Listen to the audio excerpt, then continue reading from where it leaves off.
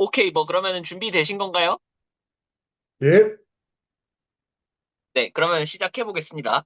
네, 저희가 뭐 아직 이름도 정해져 있지 않고 그냥 팟캐스트를 해보자. 우리 너무 떠드는 거 너무 많이 떠들고 다니는데 모이면 막 3시간, 4시간 떠들다가 지쳐가지고 그냥 우리 떠드는 거 자체를 녹화해두고 우리끼리도 돌려보고 음. 다른 사람들한테도 좀 공유를 하고 이런 좋은 마음에서 한번 저희의 생각들에 대한 대화를 전하고자 이런 식으로 한번 팟캐스트라는 걸 해보게 됐는데요. 일단은 화면에 계신 분들 한 명씩 설명을 좀 소개를 했으면 좋겠어요. 먼저 네. 이제 화면상에서 오른쪽에 계신 이제 동환님부터 어떤 분이신지 뭐 안녕하세요. 하시는 저는 분이신지 좀. 우선 지금 현직 트레이너고요. 그다음에 파워리프팅 코칭을 하고 있고, 그리고 뭐 블로그와 뭐 인스타에서 각종 이제 파워리프팅 관한 정보들 이런 거를 좀 공유하는 뭐 그런 사람입니다. 와, 그 다음에 이제 왼쪽에 계신 분은. 제가 하면 되나요? 네, 말씀해 안녕하세요. 주시죠. 저는, 네, 그냥 파붕이고요. 그리고 서울대 체육교육과에서 스포츠과학을 이제 운동생화학연구실에서 석사를 졸업을 자기소개 이제 이상해졌네요. 말을 잘 못해가지고. 네, 예, 서울대학교에서 이제 스포츠과학 전공으로 석사를 딴 이동원이라고 합니다. 코치를 하고 있진 않고요. 네. 네, 와, 그냥 몇 명, 다마고치 한 음, 두 명 정도 키우고 있습니다. 음. 네, 그럼 제가 저 자신을 조금 소개해보면, 저는 뭐, 파워리프팅 코칭 취미로 어느 정도 하고 있고요. 그리고 뭐, 이런 거 공부하고 하는 게 재밌어서, 테크닉 쪽에서 미친 듯이 파다가, 약간 여러 사람들이랑 대화하면서 프로그램적으로 조금씩 완성도를 올려가고, 뭔가 정답 찾아가는 게 재밌어서, 점점 공부를 하다 보니까 이제 이런 대단하신 분들이랑 대화까지 하게 된, 이찬종이라고 하고요. 그리고 뭐, 제가 오늘 영상에 따로 있는 건 이제 제가 지금 해외 출장 중이라 어쩔 수 없이 이번에만 제가 이렇게 나와 있다는 거 알려드리고 시작하겠습니다. 그리고 마지막으로 이제 가운데 계신 분 저는 누구시죠? 여기 왼쪽에 있는 이동원 씨의 다마고치 원입니다. 1번 다마고치. 실험체 1번. 이제 프린세스. 코칭을 하고 있지 않다고 말씀하셨지만 네. 동시에 이제 코칭을 받고 계시는 분인 거죠? 네, 맞습니다. 네. 이 바닥 모순 끝판왕으로 제가 코치가 아니지만 둘이나 있는. 그래서 파워리프팅 음, 시작한 지 한 사실 1년 이게 반쯤 됐습니다. 그치. 네. 사실 우리가 이거를 한 게 이게 지금 두 번째 녹화잖아요. 첫 번째 게 날아가가지고. 아, 나 진짜 말 많이 했는데. 그래서 그러니까. 여기 혼자서 한 시간 다 처음이라는 얘기를 또 떠드셨는데. 하는 게 처음 하는 게 좀 똑같은 얘기하는 게 힘들 것 같아서 이제 네. 저희가 원래 하려고 했었던 본 주제와 엮어서 점점 하면서 이런 얘기들을 이어나가는 게 낫겠다 싶어서 주제를 합쳐서 이제 제대로 된 주제로 넘어가 보려고 하는데요. 이제 먼저 저희가 해볼 얘기는 이제 백오프 세트라는 것은 과연 필요한가? 이제 백오프 세트라는 것이 무엇이며 어떤 사람들은 탑10만 해도 괜찮다라고 말하는 사람들이 있고 뭐 과거 매드카우 같은 프로그램들에서도 그랬었던 편이고 그리고 어떤 사람들은 토탈 볼륨 구조적인 적응을 위해서 백오프 훈련이 꼭 필요하다라고 말하는 사람들도 있는데 그렇다면은 이런 것들 사이에서 우리는 어떠한 식으로 백오프를 접근해야 될까? 백오프란 과연 필요한 것인가에 대한 이야기를 나눠보고자 첫 번째 주제로 음. 선정하게 되었습니다. 일단 이 주제를 던져주신 분이 당신들 빨간 약 먹여드릴게요 하고선 최신 논문 갖고 와가지고 계속 얘는 아니라는데 이거 하고 있던 사람이거든요. 이제 음. 화면상의 오른쪽에 계신 네, 우리 김동환 님이라고. 야사만. 약사님, 아, 약사님. 네, 일단은 우선, 이 주제를 꺼내신 분께서 네.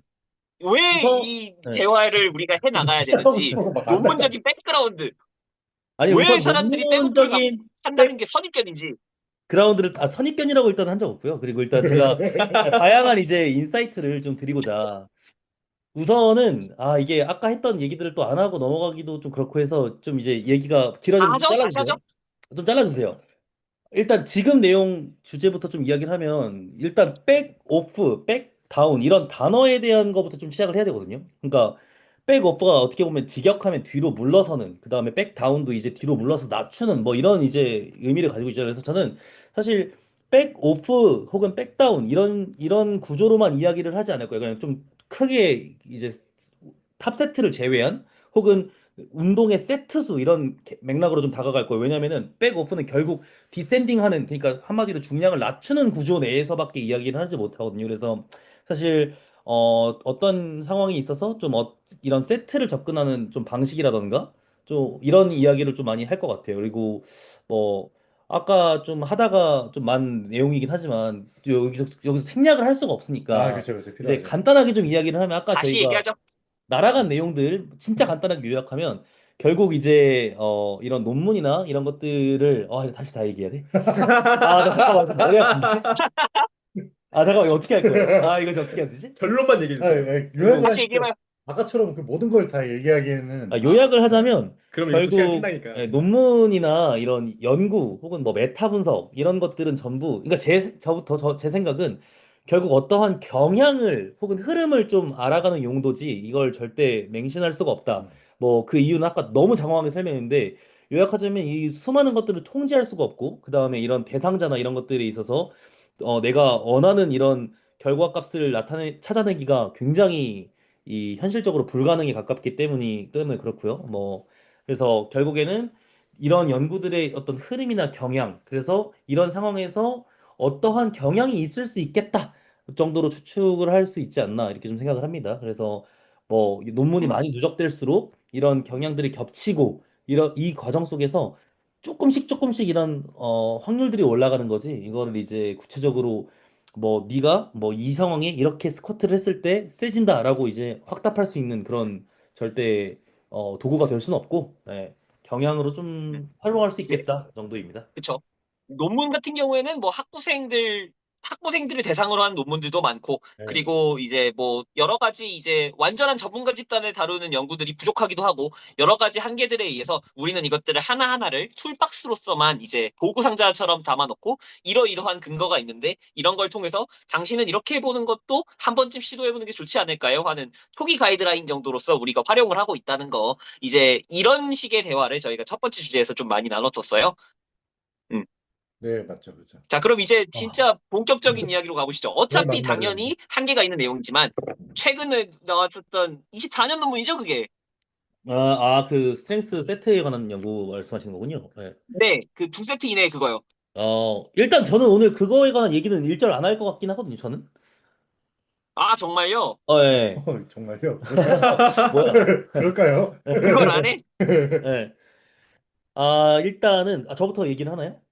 먼저 같이 말씀하시죠. 네. 수다 떠는 방향으로 갈지 아니면 왜냐면 제가 아, 말이 너무 많아질까 봐. 아, 이니시를 아니, 걸어주시면. 일단은, 네. 이미지를. 먼저, 왜냐면은, 이 주제에 대해서 약간 사실 모두들 대부분의 파워리프팅 상식에서 탑 세트를 하고 나서 거기서 얻은 PAP 효과라든지 여러 가지 효과들을 응용해서 이제 뒤에 있는 백오프 세트를 통해서 볼륨을 채우고 운동 볼륨이라는 것을 채우고 그리고 탑 세트를 통해서 강도를 챙기는 방식이 이제 파워리프팅에서는 어느 정도 일반적인 운동 방식이잖아요. 또는 이제 뭐 어센딩 세트를 통해서 조금씩 무게를 올려나가는 방식의 세트 방법도 있을 것이고 뭐 여러 가지 세트 방법이 있을 것인데 이제 이 주제를 꺼내신 동환님께서는 처음에 백오프 세트를 꼭 해야 할까요라고 하는 근본적인 그쵸, 그쵸. 이야기를 먼저 저는 이런 하셨거든요. 그럼 근본적인 이야기를 이런 하는 걸 주장을 좋아합니다. 하게 된 이유. 네.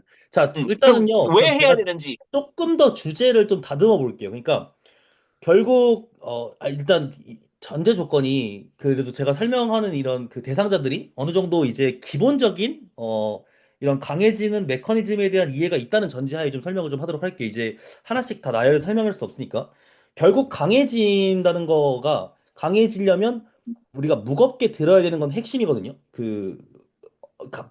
절대 가벼운 무게로만 강해지는 건 거의 불가능에 가깝기 때문에 가장 이제 효율적인 방법이 강해지는 것을 들어야 이제 무거운 걸 들어야 무겁습니다. 강해지는 것인데 무거운 걸 들어요. 그렇다면 비교적 가벼운 혹은 그러니까 좀 쉽게 설명하자면 중강도 혹은 저강도의 훈련이 필요한가로 귀결될 수 있겠죠. 내 이야기가 뭐 백오프를 떠나서 결국 무겁지 않은 훈련을 하는 게 결국 백오프니까 그렇다면 이제 그런 훈련이 필요한가로 주제를 좀 이해하기 쉽게 좀 정리해도 괜찮을까요?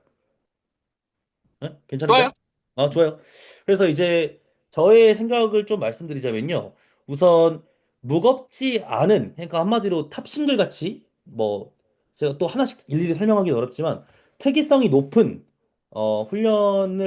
훈련뿐만이 아니라 다른 훈련도 해야 되는가라고 한다면 당연히 오입니다. 그리고 당연히 무조건 하는 게 대부분의 상황에서 좋을 수밖에 없는데 근데 이제 문제가 뭐냐면 어떤 상황에서 왜 해야 되는지를 모르고 하는 경우가 굉장히 많다고 생각하고 그리고 또 다양한 상황에서 그런 것들을 좀 적용해 볼 수 있지 않을까 저는 일단 우선은 이렇게 좀 생각을 합니다. 그래서 그런 것들에 대한 이제 이야기를 좀 나눠보고 싶고 그리고 구체적으로는 이제 나중엔 결국 사람들이 원하는 건 그래서 어쩌라고잖아요. 그래서 내가 뭘 어떻게 해야 되는데 그래서 그런 거에 대한 이야기를 좀 이제 좀 실전 현장에서 좀 어떻게 적용하면 좋을지 그리고 음. 어 말하는 와중에 또 이제 뭐또 이론에서는 좀 어떤 것들 이런 경향을 띠고 있는지 좀 이런 이야기 좀 나눠보면 좋을 것 같습니다. 네, 저는 이게 엄청 이론적으로 생각을 해보면 우리 기본적인 트레이닝 원리 중에서 과부하의 원리가 있잖아요. 그렇죠. 이게 일정한 양의 이제 자극이 들어와야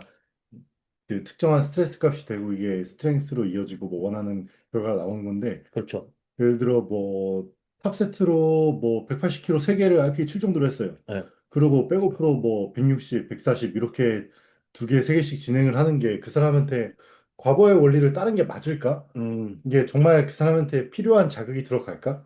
유의미한 스트레스가 들어가는 게 맞을까? 그냥 이런 거부터 시작해가지고 계속 의문이 들더라고요. 다시 본질적인 생각해, 질문이네. 네. 예, 본질적으로 다시 생각해 보게 되더라고요. 그렇죠, 그렇죠. 일 거에다가 시간을 투자할 바에 그냥 다 잘라내버리고 그냥 극단적으로 말하면 다 잘라내버리고 그냥 헥스쿼트 때려박고 레그 익스텐션 뭐개 때려 박아버리는 게 차라리 더 시간 측면이나 거기에 들이는 노력의 측면이나 원판 뺐다가 꼈다가도 힘들잖아요, 그렇죠, 사실. 그렇죠, 그렇죠. 그런 거의 측면에서 오히려 더 어, 효율적일 수도 있지 않을까. 음, 와, 이거는 저는 일단 굉장히 동의하는 부분도 있고, 예. 그런 생각, 아니, 저는 일단 음, 그런 생각이 먼저 들면서 그 음, 백오프의 존재 자체에 대한 회의적인 생각이 좀 많이 들더라고요. 네. 음, 그래서 보면 막 예를 들어서 실제로 이제 저희 이제 베이스 팀 내부에서 그, 이 준용님이 계시는데 그분은 이제 이번에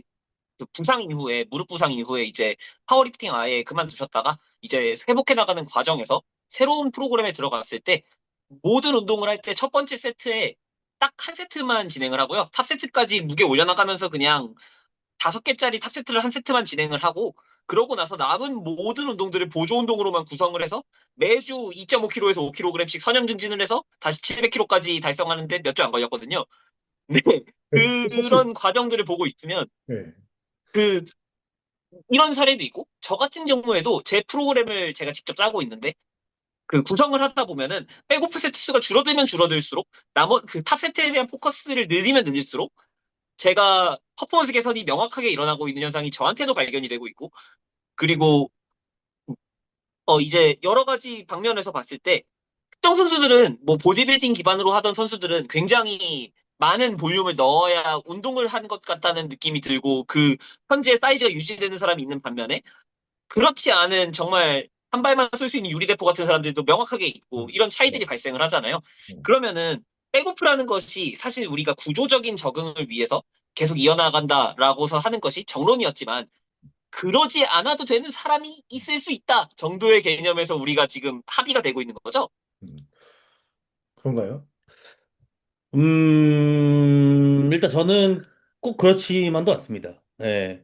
왜냐하면 이제 오, 이야기가 좀 굉장히 좀 길어질 수 있게 최대한 좀 짧게 요약을 좀 해볼게요. 우선은 지금 찬종님과 이제 동원님은 이제 백오프 세트에 대해서 좀 회의적이다라고 이야기를 좀 해주셨지만 저는 그래도 그러니까 항상 제가 누누이 좀 이야기하고 싶은 것 중 하나가 그러니까 지금 사실 최신 메타 분석도 이제 흐름 자체가 또 이제 연구 얘기를 또 빼먹을 수는 없으니까요. 사실 주당 정말 한두 세트 정도의 특정 종목에 대한 부하가 잘 이루어진다면, 고중량의 특이성이 높은 부하가 이루어진다면, 제가 구체적으로 기억 안 나는데, 얼추 80% 언저리 정도거든요. 강도가. 원RM의 80% 정도가 노출이 된다면, 사실 사실 그렇게 높은 중량이 아니야. 네, 그렇죠. 그냥 80배 그렇죠. 가볍죠. 근데 그 정도만 돼도 충분히 이제 강해지는데 혹은 스트렝스를 유지하는 데 있어서 큰 어려움이 없다. 실제로 이제 그 메타분석 그래프를 보면 한 주당 1, 2세트 정도 수준에서 대부분의 훈련자들이 이제 뭐 거의 일정하게 스트렝스가 오르는 모습을 볼 수 있고요. 그거보다 더 많아진다고 해서 기가 막히게 뭔가 효과가 좋거나 그러지는 않아요. 자, 근데 이제 제가 이제 또 연구 얘기를 또 하면은 빼놓을 수 없는 게 그 연구가 그러면은 장기적으로 국가 수준의 파워리프터를 기준으로 10년, 20년 트래킹한 연구들의 메타 분석인가라고 한다면 그것도 아니고요. 그 다음에 과연 이제 그러면은 그 사람들이 10년 동안 한 세트만 해가지고 강해졌을까라고 한다면 그것도 아니거든요. 그래서 정말 이제 제 개인적인 앞으로도 이거는 연구가 좀 불가능한 분야이기 때문에 제가 갖고 있는 어떤 지식 범위 내에서 이제 왜 백오프를 저는 일단 해야 한다고 생각을 하고 그러면 왜 해야 되는지를 좀 간략하게 좀 이야기를 좀 나눠볼까 해요. 일단 제가 뭐 대충 이제 스크립트를 썼는데 뭐 굳이 안 봐도 이제 쉽게 이해할 수 있게 좀 설명해 주시면 첫 번째는 어떤 이런 기술적인 안정성의 확보입니다. 그러니까 쉽게 요약하자면 음, 이제 좀 영어로 좀 설명하자면 이제 테크닉 디케이라고 저는 표현하거든요. 그러니까 이 동작 내에서 나의 테크닉이 부패하는 걸 방지하는 역할을 하기에 제일 괜찮은 음, 가장 큰 이유가 그게 첫 번째고요. 그 다음에 이제 이 특정 동작이 반복될수록 내 신경계가 내는 출력이 일관되게 유지될 수 있게 만들어주는 역할을 해줍니다. 그 다음에 이제 마지막으로는 어떤, 어, 조직에 대한 포용성. 좀 적절한 단어가 좀 떠오르지 않아서, 힘줄, 건, 인대, 이런 친구들이 좋은 적응을 만들어낼 수 있게 도와주는 역할을 하는 거죠. 그래서 이 해당 이유가 좀 어떻게 보면은, 좀 딱딱한 이유였으면, 이제 좀 본격적으로 제가 좀 선호하는 이유들을 좀 설명해 드려 볼게요. 제가 선호하는 가장 이제 백오프 세트에서 핵심 역할은요. 그 사람의 피로 메커니즘을 찾기에 굉장히 좋습니다. 백오프 세트가. 맞아. 그리고, 예. 그래서 사실 피로를 생리학적으로 유발하는 메커니즘도 굉장히 다양하고, 그 다음에 뭐 심리학적으로도 유발할 수 있고, 이런 수많은 것들을 파악할 수 있는 어떻게 보면은 좀 핵심 열쇠 같은 거거든요. 그래서 정말 다 쉬운 예시로 아까 사실 조금 설명하긴 했는데, 조금 쉬운 예시로 좀 설명드려 볼게요. 아까 설명했던 걸 한 번 더 좀 하는 거니까 좀 양해 부탁드리고요. 저 네. 재밌습니다. 뭐 예를 들자면 이런 게 있죠. 어떤 특정한 현상을 가지고 사실 해석이 저는 좀 다양하게 나올수록 좋다고 생각을 하거든요. 그런 것들이 이제 도구인데 이제 파워리프팅에서 이렇게 볼 수 있죠. 뭐 특정 리프터가 이제 특정 무게를 수행하고 나서 이제 뭐 1, 2세트까진 괜찮았는데 3세트에서 엄청 지쳐요. 사실 이 지친다는 표현도 어떻게 해석하기에 따라 굉장히 다른데 이런 게 있을 수 있죠. 뭐 기술은 되게 안정적인데 갑자기 뭐 RP는 엄청 높게 표기를 해요. 한마디로 리프터가 실제로 엄청나게 큰 피로를 느끼는 거죠. 반대로 이제 뭔가 기술도 무너지기 시작하고 그리고 진짜 그냥 힘이 약해지는 느낌이 드는 그런 리프터가 있을 수도 있고요. 자, 그리고 또 뭐 이런 예시가 있을 수도 있겠죠. 특정 근육이 너무너무 지치는 거예요. 뭐 특정 근육이 너무너무 피로해지는 느낌이 드는 사람도 있을 수 있고요. 또 반면에 이제 집중력이 끊겨서 나의 각성 상태가 갑자기 꺼지는 느낌이 드는 이런 리프터가 있을 수도 있고요. 이런 상황에 전부 다 저는 다르게 이제 뭔가 훈련을 적용해야 된다고 좀 생각을 하는 편인데 만약 이제 동의합니다. 내가 이런 것들을 백오프라는 훈련을 하지 않는다면 저는 알아내기 굉장히 어렵다고 생각을 합니다. 결국에는 너도 나도 다 탑세트 하나로만 이제 그 사람의 어떤 훈련을 구성을 해야 되는 건데 사실 굉장히 세트 수가 적고 이 사람이 어떻게 지치고 어느 상황에서 내가 어떤 훈련이 필요한지를 유추하기가 굉장히 어려울 거라고 좀 생각을 해요. 그래서 개인적으로 어떤 이런 훈련의 실마리를 찾아내기 굉장히 좋은 것 중 하나가 백오프 세트라고 좀 생각을 하는 편입니다. 그래서 아무튼 요약을 하자면 백오프는 해야 되고 그리고 대신 이제 어느 상황에 어떻게 해야 되는지가 굉장히 중요하다고 좀 생각을 하는 편이에요. 그래서 이제 후술을 하겠지만 그 뒤쪽에서 제가 이제 굉장히 좀 중요하게 좀 이야기를 하고 싶은 것들이 그럼 그렇다면 백오프를 이런 주간 훈련 구조 내에서 내가 어떤 식으로 어떤 사람한테 어떤 식으로 구성을 하면 좋을지 더 나아가서 이제 이런 것들을 점진적 과부하를 하기 위해서 어떤 도구들을 이용해서 좀 적용하면 좀 좋을지 저는 이런 좀 프로그래밍적 스킬이라던가 대상자의 좀 생리학적인 특성을 좀 이용한 그런 것들에 대한 이야기를 좀 많이 하지 않을까 좀 싶어요. 그래서 결론부터 얘기하면 저는 백오프를 물론 상황에 따라서 제가 이따가 또 얘기하겠지만 정말 최소화해야 되는 유형도 굉장히 많다고 좀 생각을 하는 편이에요. 그래서 다만 이제 모두가 최소화하는 거는 별로일 수 있다라고 좀 생각을 합니다. 예. 저 말해도 될까요? 음, 네. 네, 저는 그래서 여전히 그 좀 이제 좀 뭐라 해야 될까요? 계속 고민이 드는 게 그 동환 쌤이 제일 백오프가 필요하다고 생각하는 이유는 그러면 그 훈련자의 어떤 특성 같은 걸 파악하기 예, 위해서인 그렇죠. 거라고 봐야 되나요? 사실 훈련자의 특성 파악도 맞지만, 이런 것들이 이제 서로 작용을 하는 걸 저는 일단 상호작용이라고 좀 이야기를 하거든요. 그래서, 내가 예를 월화수목금토일에서 화요일 날 조작할 수 있는 변수들이 결국 뭐 금요일 날 훈련들에 영향을 끼치게 되는데, 네. 그런 것들에서 가장 크게 조작할 수 있는 것 중 하나가 저는 백오프라고 생각을 합니다. 뭐 진짜 쉽게 예를 들자면 생각보다 볼륨 리스폰더, 그러니까 한마디로 볼륨 반응형인 사람들이 네. 되게 많거든요. 네. 근데 이런 분들 같은 경우에는 더 나아가서 레그 프레스 볼륨인지 스쿼트 자체의 볼륨인지도 되게 중요해요. 그래서 이 사람이 스쿼트 볼륨 리스폰더일 수도 있고, 반대로 좀 레그 프레스처럼 특이성이 스쿼트보다는 떨어지는 볼륨 리스폰더일 수도 있고, 더 나아가서 단관절에 대한 피로가 조금 누적됐을 때 스쿼트를 잘하는 사람일 수도 있거든요. 그래서 이런 것들에 대해서 조금 더 디테일하게 이런 상호작용들을 조절할 때 이런 백오프 세트의 역할이 좀 크다고 좀 생각하는 편입니다. 네. 저는 그러면 네. 백오프가 아니어도 그럼 탑 세트 없이 그냥 세더 크로스로 그냥 뭐 5개 뭐 스트레이트 네 세트 세트. 네. 스트레이트 네. 세트로 네. 그냥 그렇게 진행하는 그것도 그게 차라리 어느 정도 강도 그러니까 굳이 탑 세트처럼 강도를 안 뽑더라도 그쵸? 특정 강도에서 그냥 그대로 이어지는 게 음. 그 훈련 자체에서의 질이나 효율 같은 걸 뽑기도 좋고 아하. 트래킹하는 걸 하기에도 어느 정도 음. 부하가 더 높다 보니까 음. 오히려 탑 세트의 간섭일 수도 있잖아요. 아, 그쵸? 물론 간섭을 봐야 되긴 하지만 그렇죠. 그런 것도 있고 그리고 음. 아까 처음에 말했던 딱딱한 이유들 있잖아요. 네. 그 패턴에 대한 것들. 그렇죠. 그렇죠. 만약 패턴이 이미 더 오히려 가벼운 걸로 해서 패턴이 망가질 수도 있고 그렇죠. 자기 큐잉에 대해 헷갈릴 수도 있고 그렇죠. 그게 뭐 이미 완성이 된 사람은 굳이 안 음. 해도 되고 그리고 음. 뭐 관절이나 이런데 좀 물리적인 것들에 적응을 위해서라면 오히려 보조 운동이 음. 리스크 적게 더 잘할 수 있는데 좋은 그냥 질문이다. 그런 것들 때문에 음. 계속 맴돌게 되거든요. 물론 저는 백오프를 안 하진 않습니다. 저 어. 백오프 열심히 합니다. 저 뭐 물론 리스탠딩도 여기 열심히 있는 하고 모든 도 사람들이 하고 예.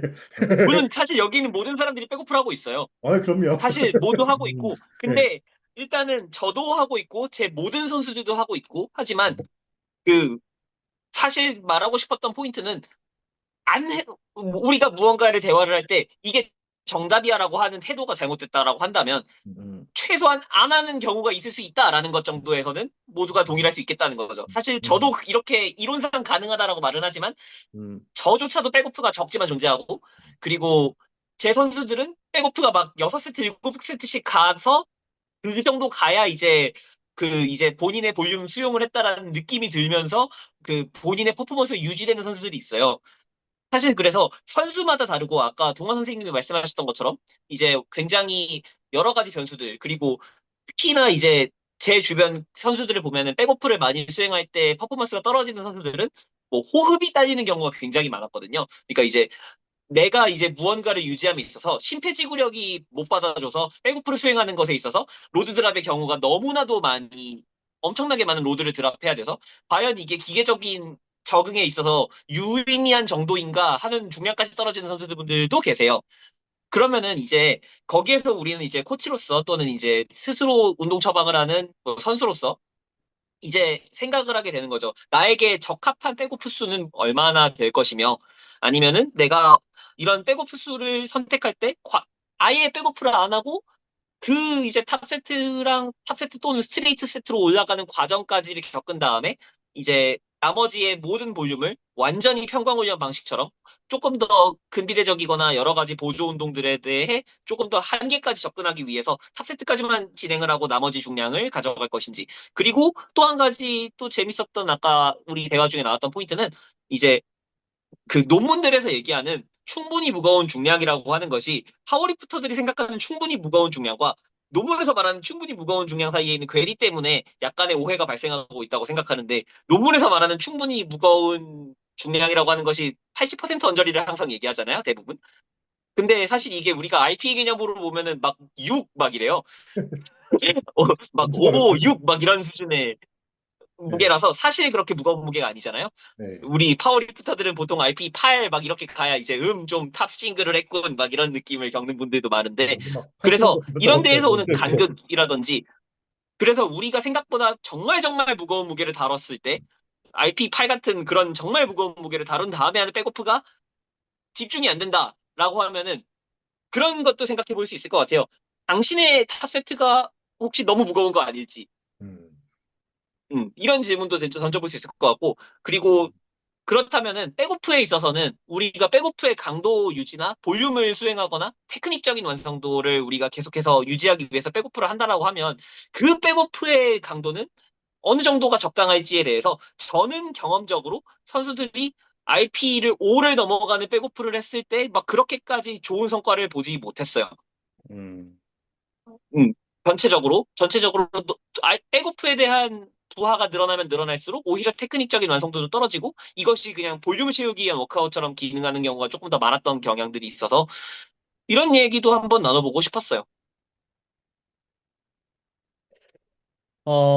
일단 그 저는 일단 거의 작년 재작년부터 그 굉장히 낮은 강도의 그 백오프나 탑세트를 굉장히 선호했거든요. 뭐 찬정님도 아시다시피 저는 진짜 막말로 RP 0짜리 백오프도 정말 많이 뭐 구성하고 정말 막말로 이제 이걸 왜 해야 되는지 모를 정도의 중량들을 엄청 잘 적재적소에 활용을 하는 편이거든요. 근데 물론 이것도 그 장단점이 확실히 있기는 합니다. 우선은 쉽게 좀 여러 가지 예시를 좀 들 수 있는데 이런 유형들 예를 들어서 제가 이제 뭐 예시를 정말 많이 들겠지만 이제 좀 흔하게 제가 간만에 이제 또 어우, 책을 좀 보면서 이름이 기억이 안 나가지고 각성 이론으로밖에 기억을 좀 못했는데 예를 들자면 이제 합성 이론이요? 여키스 도슨 법칙이라고 있어요. 이거 그래프 보면 아마 체육 전공하신 분은 다 아실 텐데 이게 이제 각성 이론이거든요. 역유자 각성 이론이라고 해서 특정 수준의 각성이 이제 가장 이제 퍼포먼스를 내게 좋다 이런 이제 이론이거든요. 뭐 그거보다 각성이 음, 세지면 어 더 약해질 수도 있고 그렇다고 각성이 안 되면 또 안 좋고 사실 이 이론으로 생각해 볼 수 있는 게 정말 많거든요. 뭐 예를 들자면 그래서 대상자가 우선 첫째로 각성이 잘 되는 사람인지 안 되는 사람인지도 중요하겠죠. 그리고 더 나아가서 그렇다면 어떤 상황에서 어떤 정도의 각성이 일어나는지 뭐 예를 들자면 뭐 누군가는 이런 특정 상황에서 각성이 잘 안 될 수도 있고요. 또 누군가는 또 특정 상황에서 엄청나게 흥분해 버리는 사람일 수도 있고요. 또 내가 먹는 거나 뭐 혹은 내 평상시 일상생활에 따라서도 매일매일 달라질 수도 있는 거고요. 갑자기 내가 여자친구랑 헤어졌는데 평소에 각성이 잘 돼. 근데 이제 그 상황에 따라서 또 갑자기 각성이 안 될 수도 있는 거거든요. 그래서 뭐 나의 이런 수많은 상황에 따라서 이야기가 너무 길어질 것 같으니까요. 뭐 결론적으로 말하자면요. 이제 이런 어떤 각성 상황에 따라서도 훈련이 백오프가 또 달라질 수도 있다고 좀 생각을 합니다. 그래서 뭐 그런 경우에 이제 대표적으로 이런 사람이 정말 흔하거든요. 무겁지 않으면 각성이 안 돼요. 그러니까 무겁지 않으면 훈련에 집중을 못하는 스타일이 있습니다. 실제로 뭐 반드시 백오프도 진짜 그라인딩을 약간 걸리게 혹은 진짜 무겁게 훈련을 해내야지 잘 되는 사람도 있고 그리고 오히려 탑세트 이후에 정말 뭐 탑세트가 좀 가벼웠는데도 불구하고 나의 이런 심리적인 에너지 그다음 혹은 이런 생리적인 에너지를 모두 다 소진해 버리는 거죠. 그래서 실제로 제가 그래요. 아까 찬정님이 이랬잖아요. 뭐 RP 뭐 특정 RP의 찬정님인지 뭐 동원님인지 기억이 안 나는데 특정 이제 탑셋이 너무 무거워서 백오프에 좀 영향을 준 게 아닌가. 실제로 이제 그렇지 않더라도 상대적으로 탑세트가 가벼워도 내가 이제 전날 잠자면서부터 이제 내일 스쿼트 270 들어야 되는데 이제 스쿼트 270 뒤졌다. 이제 이러면서 이제 맞아. 어 그 저는 이제 이런 걸 좀 파워리프팅 병이라고 이야기를 하거든요. 네. 이런 파워리프팅 병이 좀 심하신 분들은 이런 분들이 정말 많아요. 그래서 그날 딱 그런 사람이 있나요? 뭐, 그 병에? 아니, 아니, 모두가. 꼭 그렇지만은 않아요. 그래요? 왜냐면 저는 초급자들도 많이 가르치고, 좀 이제 차분한 리프터 고급자들도 많이 가르치기도 하고 있지만, 근데 이제, 아무튼 이렇게 좀 고자극형, 그러니까 이런 분들에 맞게 또 이제 훈련을 또 따로 구성하는 것도 되게 중요하게 생각을 하고, 반대로 이제 좀 차분하신 분들, 뭐 탑세트가 됐든 백오프가 됐든 진짜 일관되게 좀 수행을 하시고, 반면에 이제 너무 흥분을 좀 안 하시는 분들, 혹은 이런 분들한테는 오히려 좀 굉장히 많은 볼륨으로 스트레이트 세트를 구성하는 것도 굉장히 엄청 괜찮거든요. 그래서 오히려 맞아. 좀 고자극형 리프터들은요, 좀 짧고 굵게 끝내고 종목을 좀 많이 하기보다는요, 빈도를 분산하는 게 더 좋을 수도 있고요. 반대로 좀 차분한 리프터들 같은 경우에는요, 종목을 진짜 많이 하는 것도 나쁘지 않아요. 왜냐하면 그 사람들은 좀 종목이 바뀐다고 흐름이나 집중력이 끊기는 스타일이 또 아니에요. 그래서 그렇다 보니까 좀 스쿼트 이후에 뭐 레그 프레스를 하고 레그 프레스 이후에 뭐 좀 뭐 이런 식으로 좀 하체 종목들을 좀 분산하는 것도 굉장히 괜찮고요. 그래서 아무튼 이런 대상자의 좀 심리학적인 혹은 생리학적인 네. 특성을 좀 고려한다면 제가 생각했을 때는 지금 전 정말 단순하게 개개인의 이런 좀 각성하는 좀 성향이나 좀 이런 거에 따라서 좀 이야기를 좀 드렸지만 사실 깊게 나아가면 정말 많거든요. 예를 들어서 탑셋 이후에 백오프의 종목 자체를 좀 변형 리프트로 바꿔야 되는 경우도 있고요. 뭐 좀 예시를 좀 들자면 이런 사람이 있을 수 있겠죠. 탑셋이 사실 하는 역할이 정말 많거든요. 여기서 뭐 일일이 다 나열할 수는 없겠지만 제일 대표적으로 좀 벤치마크의 역할을 좀 가장 대표적으로 할 수 있어요. 뭐 내가 10개짜리로 E1RM을 트래킹하고 현재의 상황을 체크하는 것보다 한 개짜리를 다소 무겁게 하는 게 생각보다 굉장히 정확도가 높거든요. 그래서 뭐 대회 전인데 사실 10개짜리로 E1RM 트래킹하는 게 말이 안 되거든요. 그래서 좀 이런 벤치마킹의 역할을 할 수도 있고 아까 천정님이 말씀하신 것처럼 사실 뭐 PAP 사실 또 디테일하게 들어가면 PA랑 PAP랑 또 다르거든요. 근데 아무튼 그치, 그치. 네, 아무튼 좀 이제 백오프 세트를 좀 원활하게 만들어주는 역할을 할 수도 있고 사실 굉장히 다양한 툴로 쓸 수 있어요. 뭐 더 나아가 좀 진짜 웃긴 건 아니지만 인플루언서들은 사실 탑세스를 어떤 자기의 홍보 목적으로 사용할 수도 있는 거고요. 아무튼 음. 인스타용으로. 네, 정말 다양한 목적으로 맞아. 탑세트가 진짜 활용이 될 수 있는 거거든요. 근데 어 일단 제가 하고 싶은 말은 뭐 아무튼 간에 그 백오프 자체도 뭐 아까 그 이야기하고 있었지. 뭐 종목을 바꾸는 경우도 있어요. 뭐 예를 들자면 컴프 스쿼트를 탑셋으로 뭐 한두 세트를 하고 그 다음에 이제 백오프로는 뭐 핀 스쿼트를 한다던가 하이바 스쿼트를 한다던가 뭐 이런 식으로 좀 전환할 수도 있겠고요.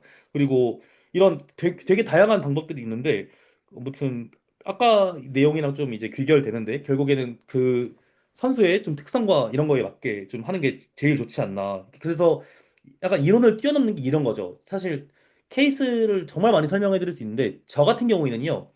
훈련 구성이 저는 스트레이트 세트를 못하는 병에 걸렸습니다. 왜냐면 재미가 없고 너무 음, 지루해요. 음, 그래서 저는 훈련을 저도요, 못해요. 제 자신을 훈련을 진짜 복잡하게 구성하거든요. 예를 들어서 세트 내에서 보- 중량이 계속 바뀌어요. 웨이브를 타는 거죠. 그래서 아무튼 웨이브 형식의 백오프도 굉장히 선호하고요. 그 다음에 이제 개수가 지날수록 개수는 늘어나고 뭐 강도는 줄어들고 한번 뭐 2랩, 3랩, 5랩 이런 식으로 뭐 역피라미드 혹은 뭐 피라미드식으로 훈련을 구성하는 것도 되게 선호하고 그래서 스트레이트 세트를 하면 너무 지루하고 실제로도 총 훈련 뭔가 피로는 되게 비슷해 보이지만 엄청 그 훈련 속에서 따분함을 느낍니다. 그래서 이런 대상자가 훈련을 좀 실행하는 방식도 되게 중요하다고 생각해요. 특히나 이제 이런 분들 이런 있거든요. 점에서 조금 하고 싶은 말이 있어요. 네.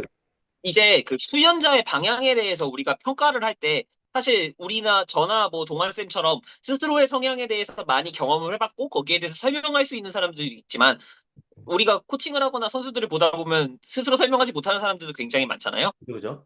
그래서 그래서 제가 작년쯤에 공부했던 것 중에 재밌었던 게 운동에도 MBTI 같은 게 있어요. 뉴로타입이라고 부르는 게 있거든요. 음, 네, 그래가지고 그 뉴로타입이라고 하는 웹사이트에 들어가서 이제 문답지처럼 이제 하면은 이 사람이 대충 네 가지 성향으로 나눠서 완전히 도파민에 의존하는 형태인지 뭐 아드레날린에 의존하는 네. 형태인지 아니면은 조금 더 가바에 의존하는 형태인지에 따라서 이제 대강 분류를 하는 이제 그러한 툴이 있어요. 근데 그런 툴들로 해서 저 같은 경우에는 이 문답지 자체를 저랑 소통을 막 그렇게 많이 안 하려고 하는 클라이언트 분들한테 일단 보내버리거든요. 한번 이거 해보시고 본인이 뭐가 나오는지 그 답지 좀 나한테 보여달라고. 음, 더 많은 대화를 하면서 우리가 이걸 이끌어 나가야겠지만 내가 지금 당장 갖고 있는 당신에 대한 정보가 조금 부족한 것 같으니까 당신이 느끼기에 어떠한 성향이 있는지 내가 한번 보고 싶다 하고선 제출해서 보면은 저 같은 경우에는 굉장히 도파민에 엄청나게 도파민에 민감한 형태로 나와 있어서 저는 실제로 제 훈련 구성 같은 것도 탑세트나 이런 것들이 훨씬 더 많이 포커스가 될수록 퍼포먼스가 잘 나오는 편인데 이게 이제 1A라고 불리는 타입이고 또 2B, 2A 이쪽으로 가면 이제 아드레날린 기반으로 움직이시는 분들은 외려 탑세트보다는 아까 말씀하셨던 것처럼 스트레이트 세트를 했을 때 성향이 더 잘 나오시는 분들이 많았고요. 그리고 이제 C 같은 경우에는 타입 C라고 부르는 타입에서는 되게 굉장히 조금 테크닉적인 완성도, 내가 무게도 낮아야 되고, 그냥 그 테크닉적인 완성도가 깨지면은 본인의 생각이 망가져버리는 네. 사람들의 경우에도 존재를 했어요. 그래서 굉장히 가벼운 중량에서 많은 세트를 하든 어떻게 하든 완벽한 운동을 수행하는 것 자체에 목적을 두는 사람들도 존재를 한다. 또는 펌핑감에 집중을 하는 사람들도 존재를 하고, 이런 식으로 사실 우리가 많은 사람들을 무조건 다 대분류해서 나눌 수는 없겠지만, 나눠서도 안 되고, 하지만 뭐 본인이 모르겠으면 여러 가지 툴이나 문답지 등을 활용해서 우리가 이런 성향에 대해서 알아가 볼 수도 있을 것 같다라는 생각을 작년에 이걸 공부하면서 좀 해봤었어요. 근데 이제 네. 1분 미만 남았습니다. 뭐야? 아, 나할 말씀 있는데? 저 한번 자르고 갈까요? 리방 하겠습니다. 저희 10편 갈 거잖아요. 네. 오케이, 오케이. 한번 자르고 갑시다. 예. 이거 아무튼 지금 이어가 봅시다. 무슨 얘기하고 있었지? 방금 했었던 이제 훈련자 개인의 특성에 따라서 달라질 수 있다. 백오프를 어떤 식으로 적용할 것인지, 세트 방법을 어떻게 할 것인지는 바뀔 수 있다. 라는 음. 거에 이어서 동환님이 지금 굉장히 열받아 있거든요. 많은 이야기를 하고 싶다고. 열받아 있지는 않고요. 그러니까 일단 뭐 제가 생각했을 때 저는 이런 훈련이나 뭐 이런 프로그래밍을 좀 구성할 때 굉장히 주의하는 것 중 하나가 라벨링이거든요. 이게 사실 심리학적 용어인데 저 구체적인 게 몰라요. 근데 아무튼 예를 들면 이런 거죠. 너는 ENFP니까 뭐 친구들이랑 만나는 거 좋아하겠네. 너는 ENTP니까 뭐 토론하는 거 좋아하겠네. 사실 개개인의 특성이나 이런 거는 언제든지 진짜 1분 뒤에 변할 수도 있는 거고요. 그 상황이나 어떤 바뀔 수 이런 있지. 수많은 맥락에 따라서 변화할 수 있는 건데, 이제 그런 대상자에게 너는 이런 사람이야라고 지정하는 것 자체가 저는 굉장히 위험한 생각이라고 좀 생각을 해요. 그리고 그런 것들에 대해서 좀 뭐랄까요? 좀 부정적일 수 있는 게 전 좀 회의적이거든요. 아무튼 뭐가 됐든 간에. 그러니까 너는 볼륨 리스폰더야. 뭐 너는 뭐 이렇게 했을 때 세죠. 이런 것들에 대해서 전 굉장히 회의적이에요. 그래서 아무튼 뭐 너무 길어지니까 또 살짝만 요약을 하자면 결국 이걸 왜 웃으세요? 그 그러니까 요약하자면 하고 또 진짜 요약해야겠다. 그러니까 언제 저는 이게 요약해? 그러니까 요약, 너는 계속 요약 중이시거든요. 너는 이런 사람이야를 했을 때 가장 위험한 게 이제 제가 부연 설명을 안 하겠지만 이 렌즈가 굉장히 좁아질 수가 있어요. 그러니까 다양한 시각으로 보는 능력이 적어지거든요. 그래서 너는 약해지는 이유가 뭐 예를 좀 쉽게 설명하면 제가 이제 이 사람을 볼륨을 많이 쳐야 되는 사람으로 이제 정해버렸다고 칠게요. 그러면은 너는 스쿼트가 약해지는 게 볼륨이 많이 치는 이유 때문이야로 귀결될 가능성이 굉장히 높아져요. 그래서 훈련을 구성할 때 대상자한테도 저는 이런 말을 하는 걸 굉장히 조심스러워 하고요. 그 다음에 반대로 제가 훈련을 좀 구성하고 뭔가 이런 설계를 할 때도 그런 것들을 최대한 피하려고 합니다. 최대한 넓은 생각에서 고정관념에 사로잡히지 않으려고 하는 이유가 그거예요. 그래서 아까 찬종님이 나는 좀 무조건 뭐 백오프를 RP5로 했을 때 좀 경향이 좋았고 이렇게 좀 말씀을 하셨었는데 어느 정도 동의는 합니다. 그러니까 왜냐면은 개개인이 이런 타고난 어떤 기질적인 성향이 있을 수도 있다고 생각을 해요. 뭐 예를 들자면은 저는 태어났을 때부터 지금까지 가지를 별로 안 좋아하거든요. 근데 이런 것들은 살면서 변해지지 않았어요. 단 한 번도. 심지어 제가 틀렸다고 증명하기 위해서 가지를 먹어봤는데 변함없이 안 좋았는데 반면에 변한 것도 있어요. 예를 들자면 버섯도 원래 안 좋아했는데 시간이 지나면서 양송이 버섯 구워서 먹어보니까 맛있더라고요. 팽이버섯 된장찌개 있는 거 먹어보니까 맛있더라고요. 그래서 시간이 지나면서 변한 것도 많고요. 근데 제가 만약 시도를 내가 버섯을 싫어하는 사람이라고 했다면 지금쯤 양송이 버섯도 먹지 못했고 이런 맛있는 뭐 팽이버섯도 먹지 못했을지 않았을까. 그래서 저는 딱 너는 버섯을 싫어하는 사람이야라고 지정하기보다는 계속 이제 다양하게 좀 시도를 해보면서 너 버섯 한번 먹어볼래? 이건 좀 다른 버섯이거든. 그렇다면 너 가지 튀김도 한번 먹어볼래? 하면서 이제 좀 지속적으로 이런 변화하는 것들에 대해서 시도를 해야지 더 나은 이제 훈련을 구성할 당연하죠. 수 있다고 좀 생각을 합니다. 네. 저도 여기 보태고 싶은 게 네. 사실 그런 의미에서 봤을 때, 사실 그런 의미에서 봤을 때 아까 그 동환님은 스스로한테 나는 이러한 세트 수를 나는 백오프 세트를 할 때라도 보조 운동을 할 때라도 순서 개수를 바꿔야 된다거나 여러 가지 변인이 많을 때 훨씬 잘한다라고서 스스로도 생각하고 있잖아요.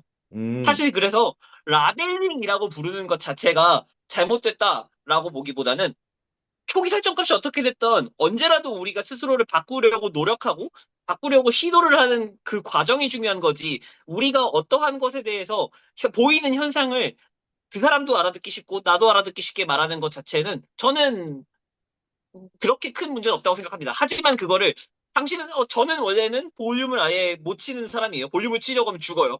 근데 저는 근 한 3개월, 4개월 동안 그 한 이번 피킹 들어오기 전까지 저는 제 스스로를 제가 가장 못하는 영역으로만 밀어붙이려고 했거든요.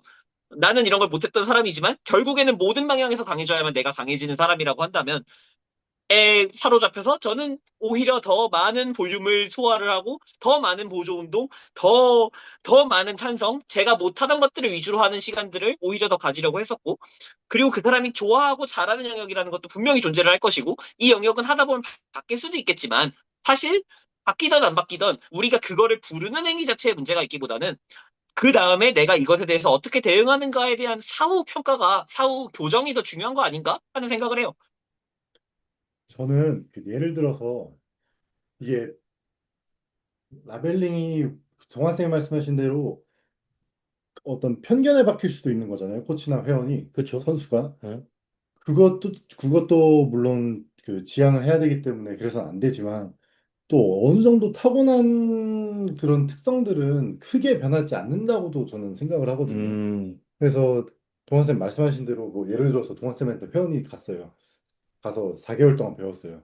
근데 그분이 수영력이 너무 안 좋았어. 음, 그래서 당신은 수영력이 너무 안 좋아요. 음, 볼륨을 졸라 치세요. 음, 그래서 진짜 죽어 나갔어요. 그래서 그 음. 사람은 본인이 아 나는 지금 볼륨 많이 치고 수영력이 딸리는 사람이니까 열심히 해야겠구나. 해서 시합 막 일주일 전까지 막 볼륨을 막 치고 있어요. 이렇게 될 수도 있으니까 아, 그렇죠, 그렇죠. 위험하지만 아, 오히려 볼륨에 너무 뭐 다른 예시 어떤 걸 들지? 저희가 지금 1시거든요. 새벽 1시거든요. 지금 다. 오락가락 하거든요. 지금 대자가 보이시죠? 저 노력하고 있습니다. 예. 아무튼 그래서 근데 또 그지? 뭐 특정 그러니까 우리 예를 스쿼트로 예를 들면 시합 스쿼트와 반대 시합 스쿼트에서는 얼마나 하려고 하는 거야? 이 사람 진짜 걸린가 보다. 진짜 그런 거 같아. 진짜 그런 거. 그냥 동환님 먼저 이어가시죠. 그러니까 비성향적인 거를 이제 두들겨 패셨다는 거예요, 찬종쌤이. 그 말씀이시잖아요. 그렇죠. 네. 그 비성향은 그게 일정, 이 말 하려고 했구나.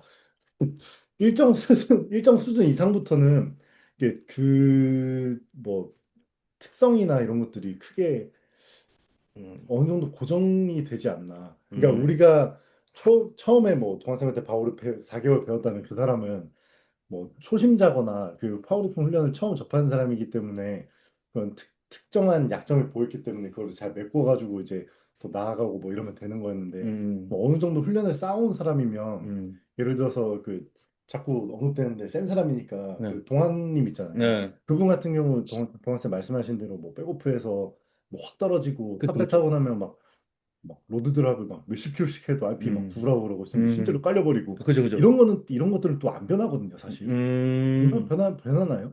저는 충분히 후천적으로, 그러니까 물론 180도 변하고 이런 거는 네, 어렵겠지만, 변하겠지만 네. 그 사람의 그런 특성을 갖고 있는 게 막 뒤집힐 정도로 바뀌진 않잖아요. 그렇지는 저도 네. 않을 거라고 생각을 합니다. 그러니까 예를 들어서 가지를 싫어했던 사람이 갑자기 가지가 최애 음식이 되고 이러기는 어렵잖아요. 그래서 그렇죠, 그렇죠. 그러니까 정말 정말 특수한 경우는 그렇긴 그렇죠. 하지만, 그럴 수도 있어요. 네. 그러니까 왜냐면, 갑자기 네. 갑자기 회를 못 먹던 사람이 네. 갑자기 나는 바다의 황제가 될 거야 하면서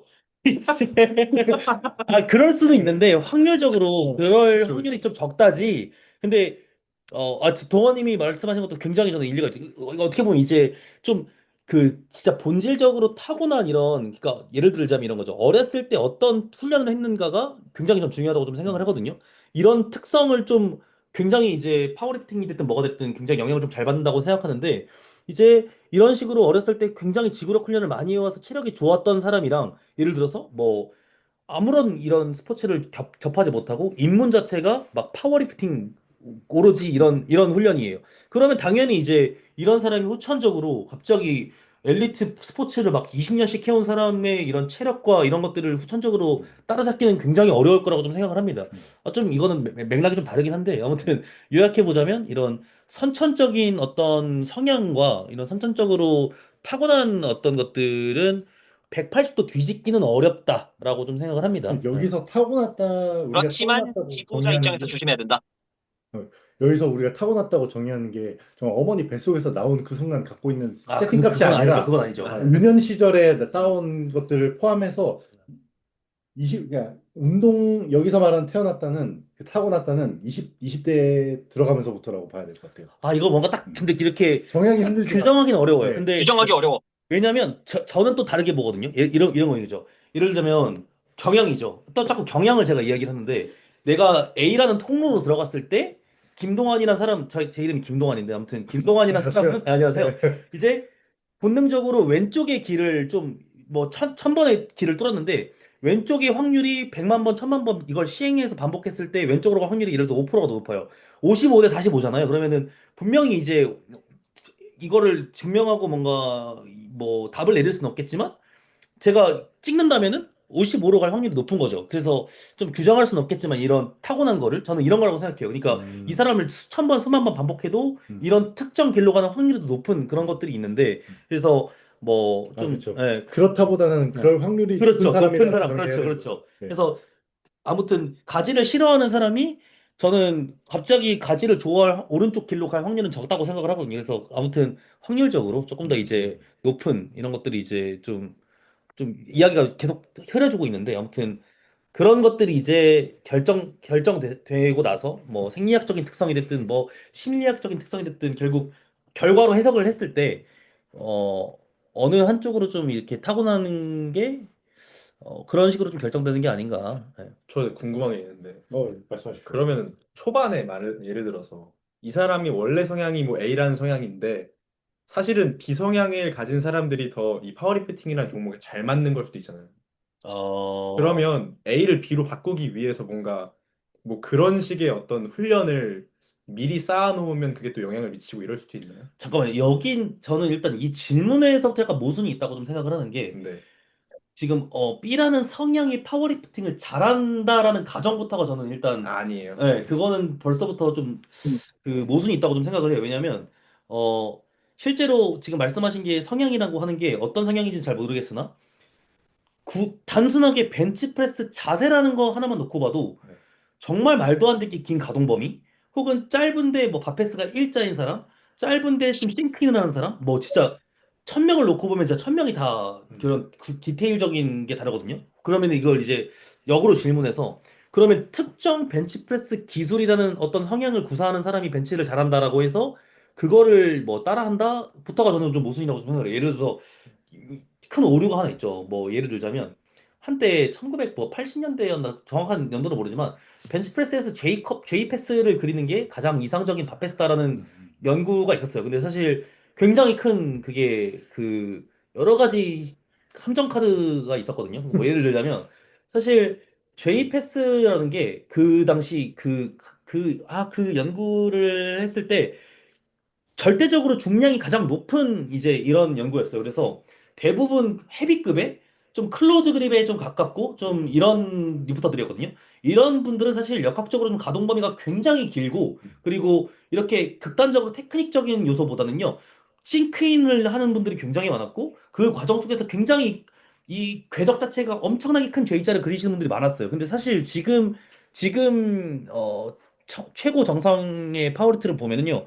이런 올라가는 궤적에 대해서 굉장히 뭔가 어 그 JPEG니 뭐 이렇게 엄청 디테일하게 따지시는 분들은 거의 없습니다. 그래서 오히려 극단적인 진짜 보기에 좀 일자에 가까우신 분도 계시고요. 그리고 이런 가동 범위가 줄수록 보이는 거는 더더욱 이제 그렇게 극단적인 JPEG를 그리기가 어렵기도 하고요. 그래서 아무튼 뭐 단순한 질문에 제가 너무 좀 TMI를 좀 해버렸는데 요약하자면 특정 성향이 좀 더 우세하다는 굉장히 사실 어 이제 저는 어려운 요소라고 좀 생각을 해서 예. 근데 저는 이렇게 궁금했던 거는 이런 뭐 예를 들어서 뭐 싱크인을 하고 뭘 하고 뭐 음, 이런 성향들은 당연히 그거는 개인적인 어떤 그런 그렇죠, 네 그렇죠. 예. 특별성이 있겠지만 네. 그거 말고 예를 들어서 뭐 제너럴 스트렝스라고 하잖아요. 아, 그렇죠. 아, 근지구력이 근력 좋다. 자체가 뭐 예. 예를 들어서 뭐 지구력이 좋고 심폐지구력이 원래 강한 사람은 또 훈련을 많이 이어갈 수 있고 이런 것들이 있을 텐데 음. 그럼 초반에 일부러 그걸 타겟 잡아가지고 훈련을 하는 게 유의미한 어떤 의미가 있을까 하는. 아, 운동을 처음 시작할 때. 네, 처음 시작할 때 이 근데, 사람한테 그냥 심폐지구력이랑 근지구력을 엄청 향상시키는 거를 막 시키는 거예요.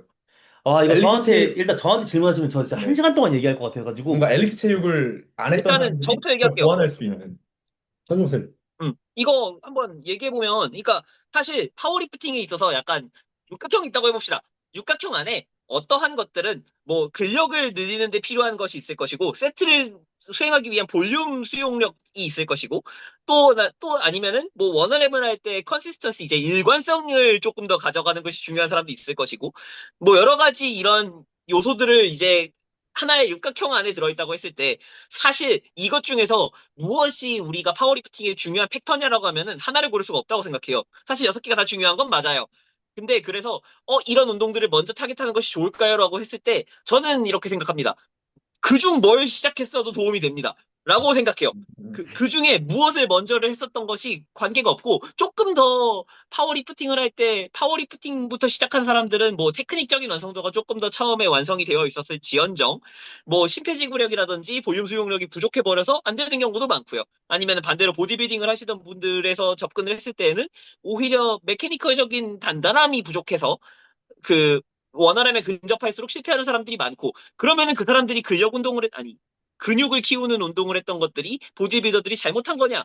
아니죠. 저는 거기에서도 사실 그 사람들은 자신이 가지고 있을 수 있었던 미니멈을 다른 부분에서 어딘가에서 채우고 있었던 것일 뿐이고, 파워리프팅을 시작한 사람들은 그 중에서 한 부분을 먼저 시작했을 뿐이라고 생각할 뿐이지, 사실 6개, 뭐 7개, 8개가 됐던 그 모든 분야에서 사실 강해져야지 우리가 강해지는 것이기 때문에, 사실 무엇을 먼저 시작했던, 뭘 했다는 사실 자체가 도움이 된다라고 보는 것이 맞는 것 같습니다. 자, 저, 근데, 결국은 그럼, 죄송해요. 말씀하세요. 제가 말 너무 많이 했어요. 동원님 먼저 말씀하시고, 예. 결국은 산 나, 정사 아닌가요? 아, 그러니까 여기 다 말하고 싶은 사람밖에 없어. 저는 또 하고 싶은 말이 예.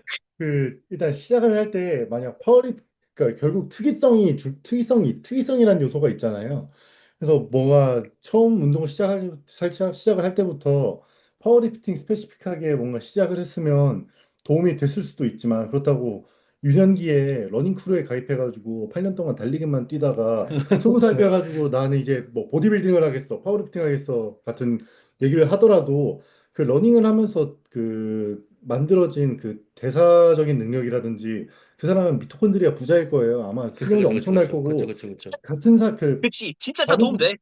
다른 사람 대비해서 수용할 수 있는 볼륨이 많아서 그쵸. 오히려 금비대에 더 유리한 상황일 수도 있어. 그쵸. 왜냐하면 그 사람은 남들은 30세트 정도가 최대 수용 가능해가지고 거기서 이상 넘어가면 아무런 효과가 없는데, 그 사람은 80세트 하면 80세트 하는 대로 다 영향이 돼서 뭐 금비대가 더 잘 될 수도 있고, 그게 나중에 그 스트렝스로 최대 근력으로 넘어가는 전환에서 유리하게 작용할 수도 있고. 그래서 생각보다 여러 가지 그러니까 파워리프팅 잘하는 뭐 저기 어스틴 퍼키스 뭐 이런 사람들은 여러 가지 갖가지 수많은 아다리들이 맞아떨어진 정말 결과물이라고 봐야 된다고 생각을 해요, 저는.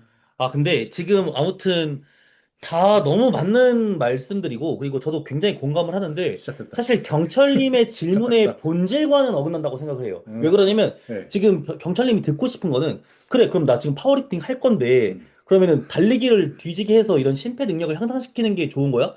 라는 질문이었는데, 음. 그 지금 천종님과 동원님 둘 다 약간 대답하는 것들이 약간 과거에 하는 게 무조건 유리하지. 그거 100% 맞는 말이고, 천종님도 달리기가 당연히 도움되지. 근데 이제 중요한 거는, 그러면 내가 3달 뒤에 대회를 나가는 사람인데, 그래 지금 이 스트렝스 향상을 위해서 유산소를 하는 게 맞아? 라고 또 이제 질문을 받는다면 아예 또 다른 그 질문이 되거든요.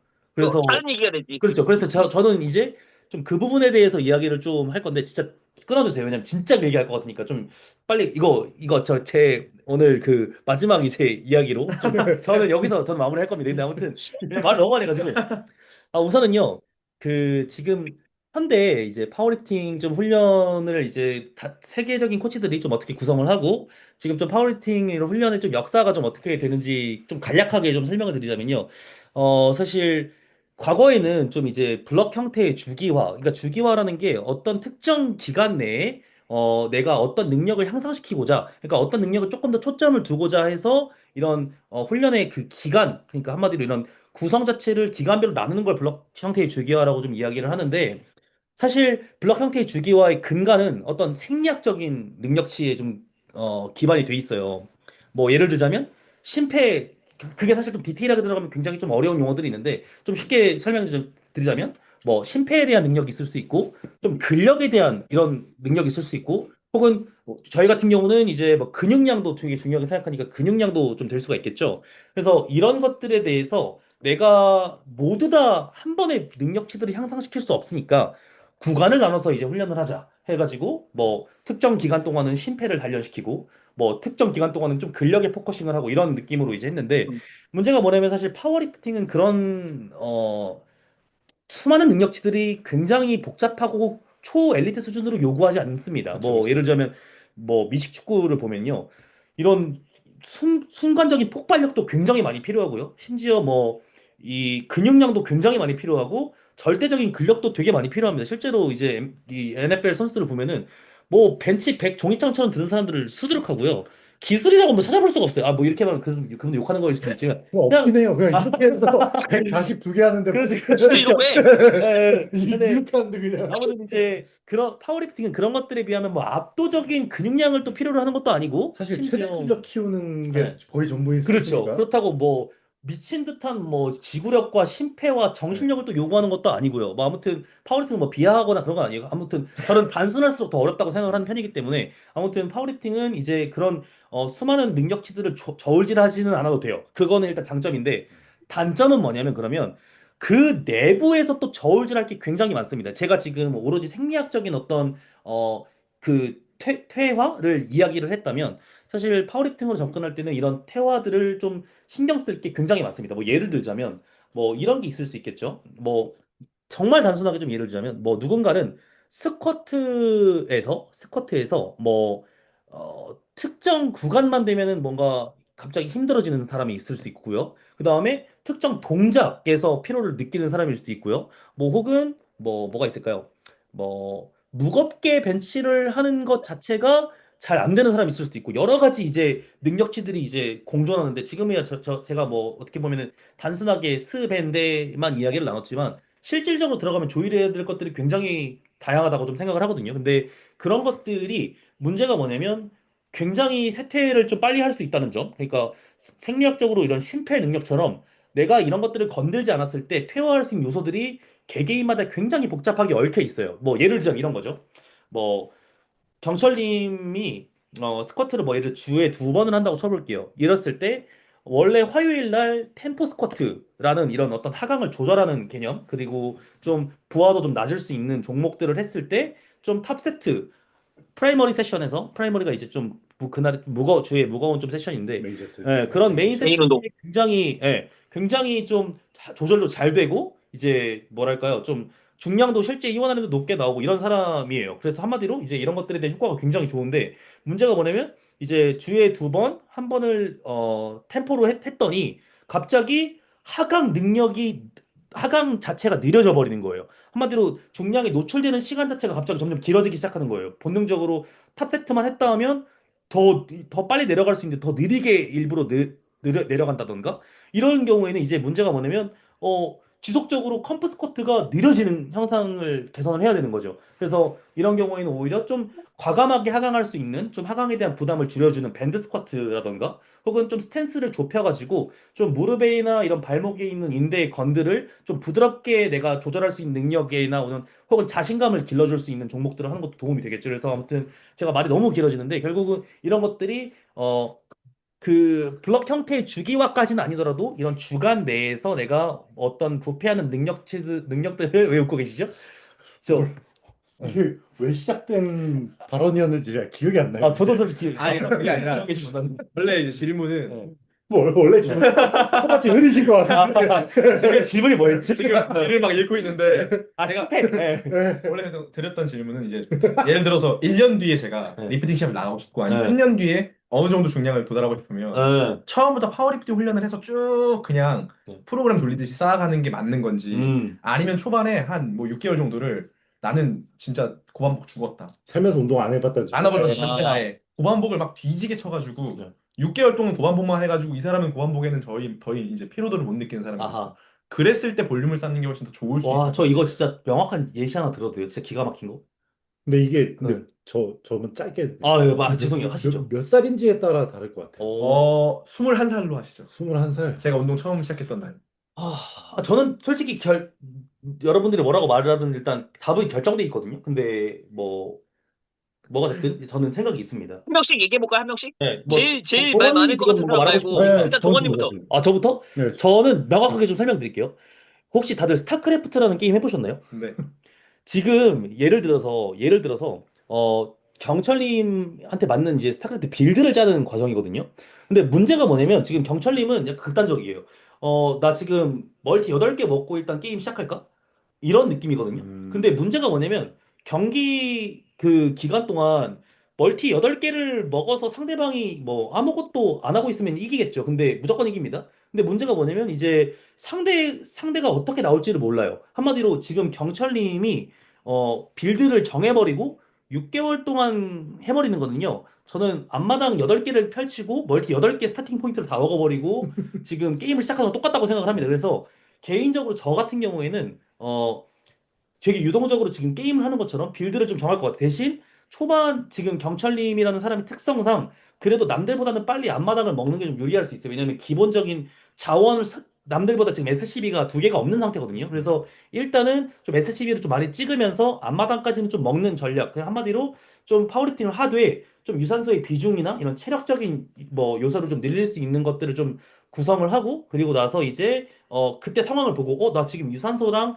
파워리프트랑 적응을 좀 같이 잘하고 있네. 왜냐하면 초급자잖아요. 이런 경우에는 사실 어떤 이 복잡한 생리학적인 메커니즘들도 되게 긍정적으로 적용하는 경우가 굉장히 많습니다. 심지어 요즘 연구들은 완전 엘리트급 진짜 선수들도 이런 간섭이라고 하는데 이런 그 생리학적인 좀 되게 같이 공존하기 어려운 요소들을 성장시킬 수 있다는 연구도 정말 많이 나오고 있기 때문에 지금 경철님 이후에서 굳이 6개월 유산소만 그리고 파워리프팅 이렇게 흑백으로 딱 나눠가지고 할 이유가 전 전혀 없다고 보기 때문에 저 같은 경우에는 그래도 남들보다는 사실 뭐 굳이 유산소라고 말씀을 하셨으니까 저는 굳이 유산소가 아니더라도 유산소뿐만 아니라 좀 보디빌딩처럼 이제 좀 저부하에서 이런 인대 건에 좀 이런 부하를 노출시키고 가동 범위가 길게 할 수 있는 것도 어떻게 보면은 SCB를 찍는 거랑 비슷한 메커니즘일 수 있겠고요. 반대로 좀 정신적으로 좀 극한에 노출되면서 뭐 와, 이런 게 진짜 힘든 거구나. 또 어떻게 보면 장기적으로 파워리프팅 훈련에서 어떤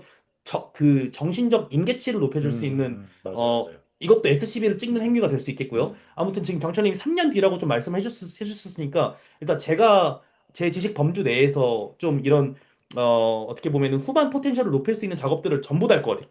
굳이 막 유산소가 아니더라도 뭐 파워리프팅 훈련에 대한 철학 강의를 좀 한다던가. 예를 들자면 이제 저거 되게 중요하게 생각하거든요. 초급자들 오면요. 애초에 그냥 약간 왜 이렇게 웃고 계세요? 저 소녀집에서 본 것 같아요.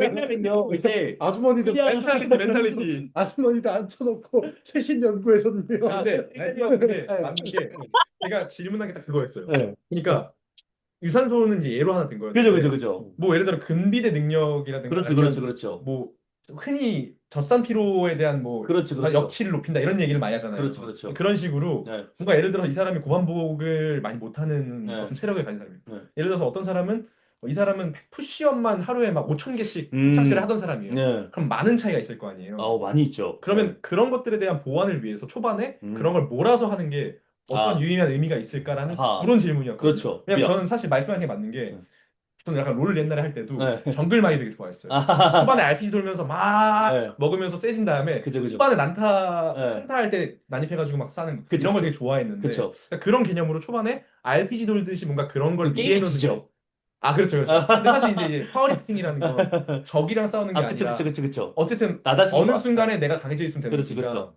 그렇지. 이렇게 기간이 정해져 있지 네. 않다면 이제 다양하게 올릴 수 있는 이런 내구성들을 조절하면서 이제 같이 가는 게 근데 이상적이죠. 뭐 이 사람 그 푸시업 뭐 몇 년 동안 한 사람 따라잡기 위해서 몰아서 하는 거는 말이 안 되는 근데 거죠. 애초에 말이 안 네. 되는 게 그 아 그렇죠 몰아서 터지기 때문에 그렇죠 그렇죠 그렇죠. 근데 그래서 그냥 처음 시작한 만약 나한테 누군가 이렇게 와서 배우겠다 그러면 저는 그냥 골고루 다 시킬 것 같아요. 그게 네. 이상적이긴 합니다. 네. 저는 뭐 짐보리에 올라서기 막 이런 것도 시킬 거고 그쵸 그쵸 그쵸. 달리기도 막 시킬 거고 네, 그렇죠 그렇죠. 그래서 이게 또 이야기가 또 엄청나게 길어지는데 결국 뭐 한번 잠깐만 끊고 갈게요. 에 따라서 9분 남았어요. 오케이 오케이 네, 오케이 9분 오케이. 남았어요. 네. 우리 어, 아무튼 제가 뭐 일단은 들려가지고 약간 산으로 빠진 것 같은데 네. 좋아요, 좋아요, 좋아요. 그런 일단은 방금 그 주제 되게 좋았어요. 저도 그거 관련해서 얘기해 보면 그냥 그 뭐지? 동기 수준이 제일 중요한 거 아닐까요? 그냥 이 사람이 그 방금 말씀하셨던 경철님 같은 경우에는 굉장히 운동을 할 때 뭐 정말 미리 모든 준비를 하는 것에서 조금 더 동기부여를 느끼는 사람이 있다고 하면 그런 것들을 하는 것 자체가 어차피 다 필요하다면 도움이 될 것이고 누군가는 파워리프팅이라는 게 재밌어서 시작했는데 파워리프팅을 안 하면 죽어버릴 것 같은 사람들이 있잖아요. 그런 사람들한테 당신은 파워리프팅을 안 하고 지금부터 모든 보조 운동들을 섭렵할 것입니다라고 하면 싫어하겠죠. 그러면 네. 운동을 접어버리거나 우리가 그렇죠. 동기부여 수준이 낮아서 무언가가 성장이 더뎌지는 상황이 일어날 수가 있겠죠. 그러니까 사실 역학적이거나 뭔가 생리학적인 효율성이 있다라기보다는 그 동기 수준 내에서 할 수 있는 최대 노력을 다하는 음, 것이 가장 중요한 거 아닌가 정도의 음. 얘기해 볼 수 있을 것 같습니다. 동기 수준 얘기 들으니까 말씀대로 그 사실 우리가 리프팅 초반에 생각해본 제일 재밌었던 거는 지난달보다 세 블럭에서 5kg 더 들었다, 10kg 더 들었다 그렇죠, 이거잖아요. 그렇죠. 맞아. 그걸로 계속 흉미를 유발시키고 음. 어쨌든 아무리 최대 근력을 다투는 스포츠를 하더라도 스포츠이기 때문에 일단 테크닉이라는 게 있잖아요. 그렇죠. 테크닉이란 걸 일찍부터 조금씩 해놓으면 그래도 안 하는 것보단 낫지 않을까. 그래서 그렇죠, 그렇죠.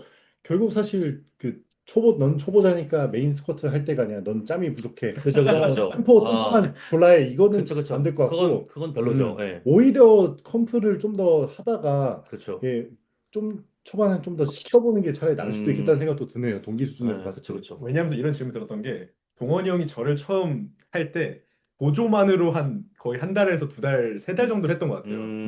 두 달, 두 두 달. 달 정도 했죠. 예, 두 달 정도를 보조로만 해서 진짜 막 저는 처음 해보는 막 템포 정지 막 이걸로 막 거의 음, 죽을 것 같은 거예요. 클러스터로 막 하니까. 음. 근데 뭔가 나중에 그게 도움이 됐던 기억이 있어서 왜 이거는 제가 그때 이렇게 줬던 그래서 얘기하고 싶다. 제가 예, 이렇게 줬던 이유를 예, 말해줘도 될까요? 예. 그때 얘가 뭘 했냐면요. 캔디토 그 6주 6주. 예. 있잖아요. 캔디토 6주를 4번 연속 돌리는데 4번 연속 2주에서 끝났어요. 아, 그래서 얘가 와가지고 120 스쿼트 하나 딱 하더니 RP가 국어 찍히더니 오늘은 아니네요 하고 가는 걸 제가 3주 연속으로 봤거든요. 음, 그래서 일단 그 정도는 아니었는데. 맞아요. 대충 가장 보태자면. 근데 얘는 정말 자기 부서져 있는 걸 너무 마음에 안 들어 해가지고 하려는 의지가 있었고 하려는 의지가 있었고 그런 게 있었기 때문에 그냥 하기 싫어하는 것들 그냥 때려 넣어가지고 넌 나아질 거다라고 가스라이팅 계속해서 한 다음에 그 다음 블럭은 바로 거의 막 세 개씩 다루는 그런 프로그램을 줬었을 거예요. 저희 근데 몇 그래서 분 그거를 남았죠? 저 지금 이제 6분 6분 남. 남았습니다. 아, 근데 그럼 방금 말씀하신 거는 이제 말씀해 주셨던 동기 수준이 저는 좀 높은 상태였으니까 그걸 때려 박았다. 뭐 이런 식으로. 넌 동기보다는 살짝 이제 욕구가 이제 막 아, 근데 저는 또 다른 관점으로 또 이야기를 잠깐만 해도 될까요? 지금 경철님이 세질 수밖에 오오오. 없었던 이유를 제가 진짜 쉽게, 그러니까 제 관점으로, 왜냐면은 제가 아까도 말했듯이 관점이 진짜 많거든요. 근데 저는 일단 굉장히 파워리팅에서 중요하게 생각하는 게 민감도거든요. 이거를 먼저 쉽게 좀 설명을 해드리자면 제가 원래 진짜 매운 음식을 잘 먹어요. 진짜 매운 음식 너무너무 잘 먹어서 좋아하기도 하고 잘 먹기도 하고 군대 입대하기 전에 사실 엽떡 오리지널 맛으로 혼자서 거의 반 정도는 앉은 자리에서 먹을 수 있을 정도로 매운 걸 되게 좋아했는데, 군대, 뭐야, 3박 4일, 아니지, 훈련소 때 휴가 주잖아요. 네네. 그때, 신병휴가. 그때 진짜 신라면 하나 먹고 제가 울었거든요. 너무 매워가지고.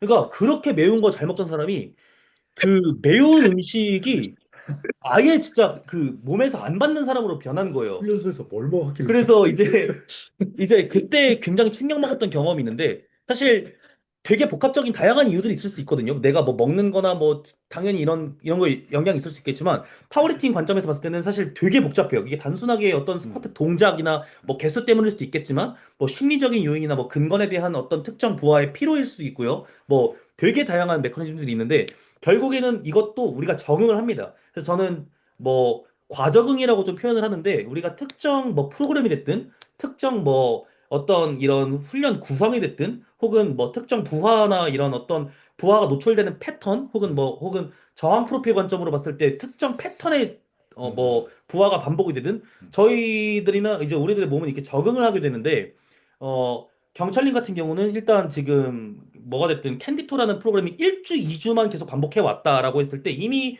특정 요일에 대한 혹은 특정 부하에 대한 혹은 특정 종목에 대한 너무도 지금 똑같은 것들이 너무 많이 반복되고 있어요. 그래서 이거랑 사실 정반대되는 게 지금 동원님이 음, 약간 본능적으로 구성해버린 음. 반복수가 뭐 많은 보조 운동들을 많이 했다고 하는데 이렇게 되면 사실 민감도라는 게 리셋될 수밖에 네, 없거든요. 맞아, 그래서 맞아. 그래서 그때 뭐야, 얘 운동했던 걸 제가 쭉 물어봤었거든요.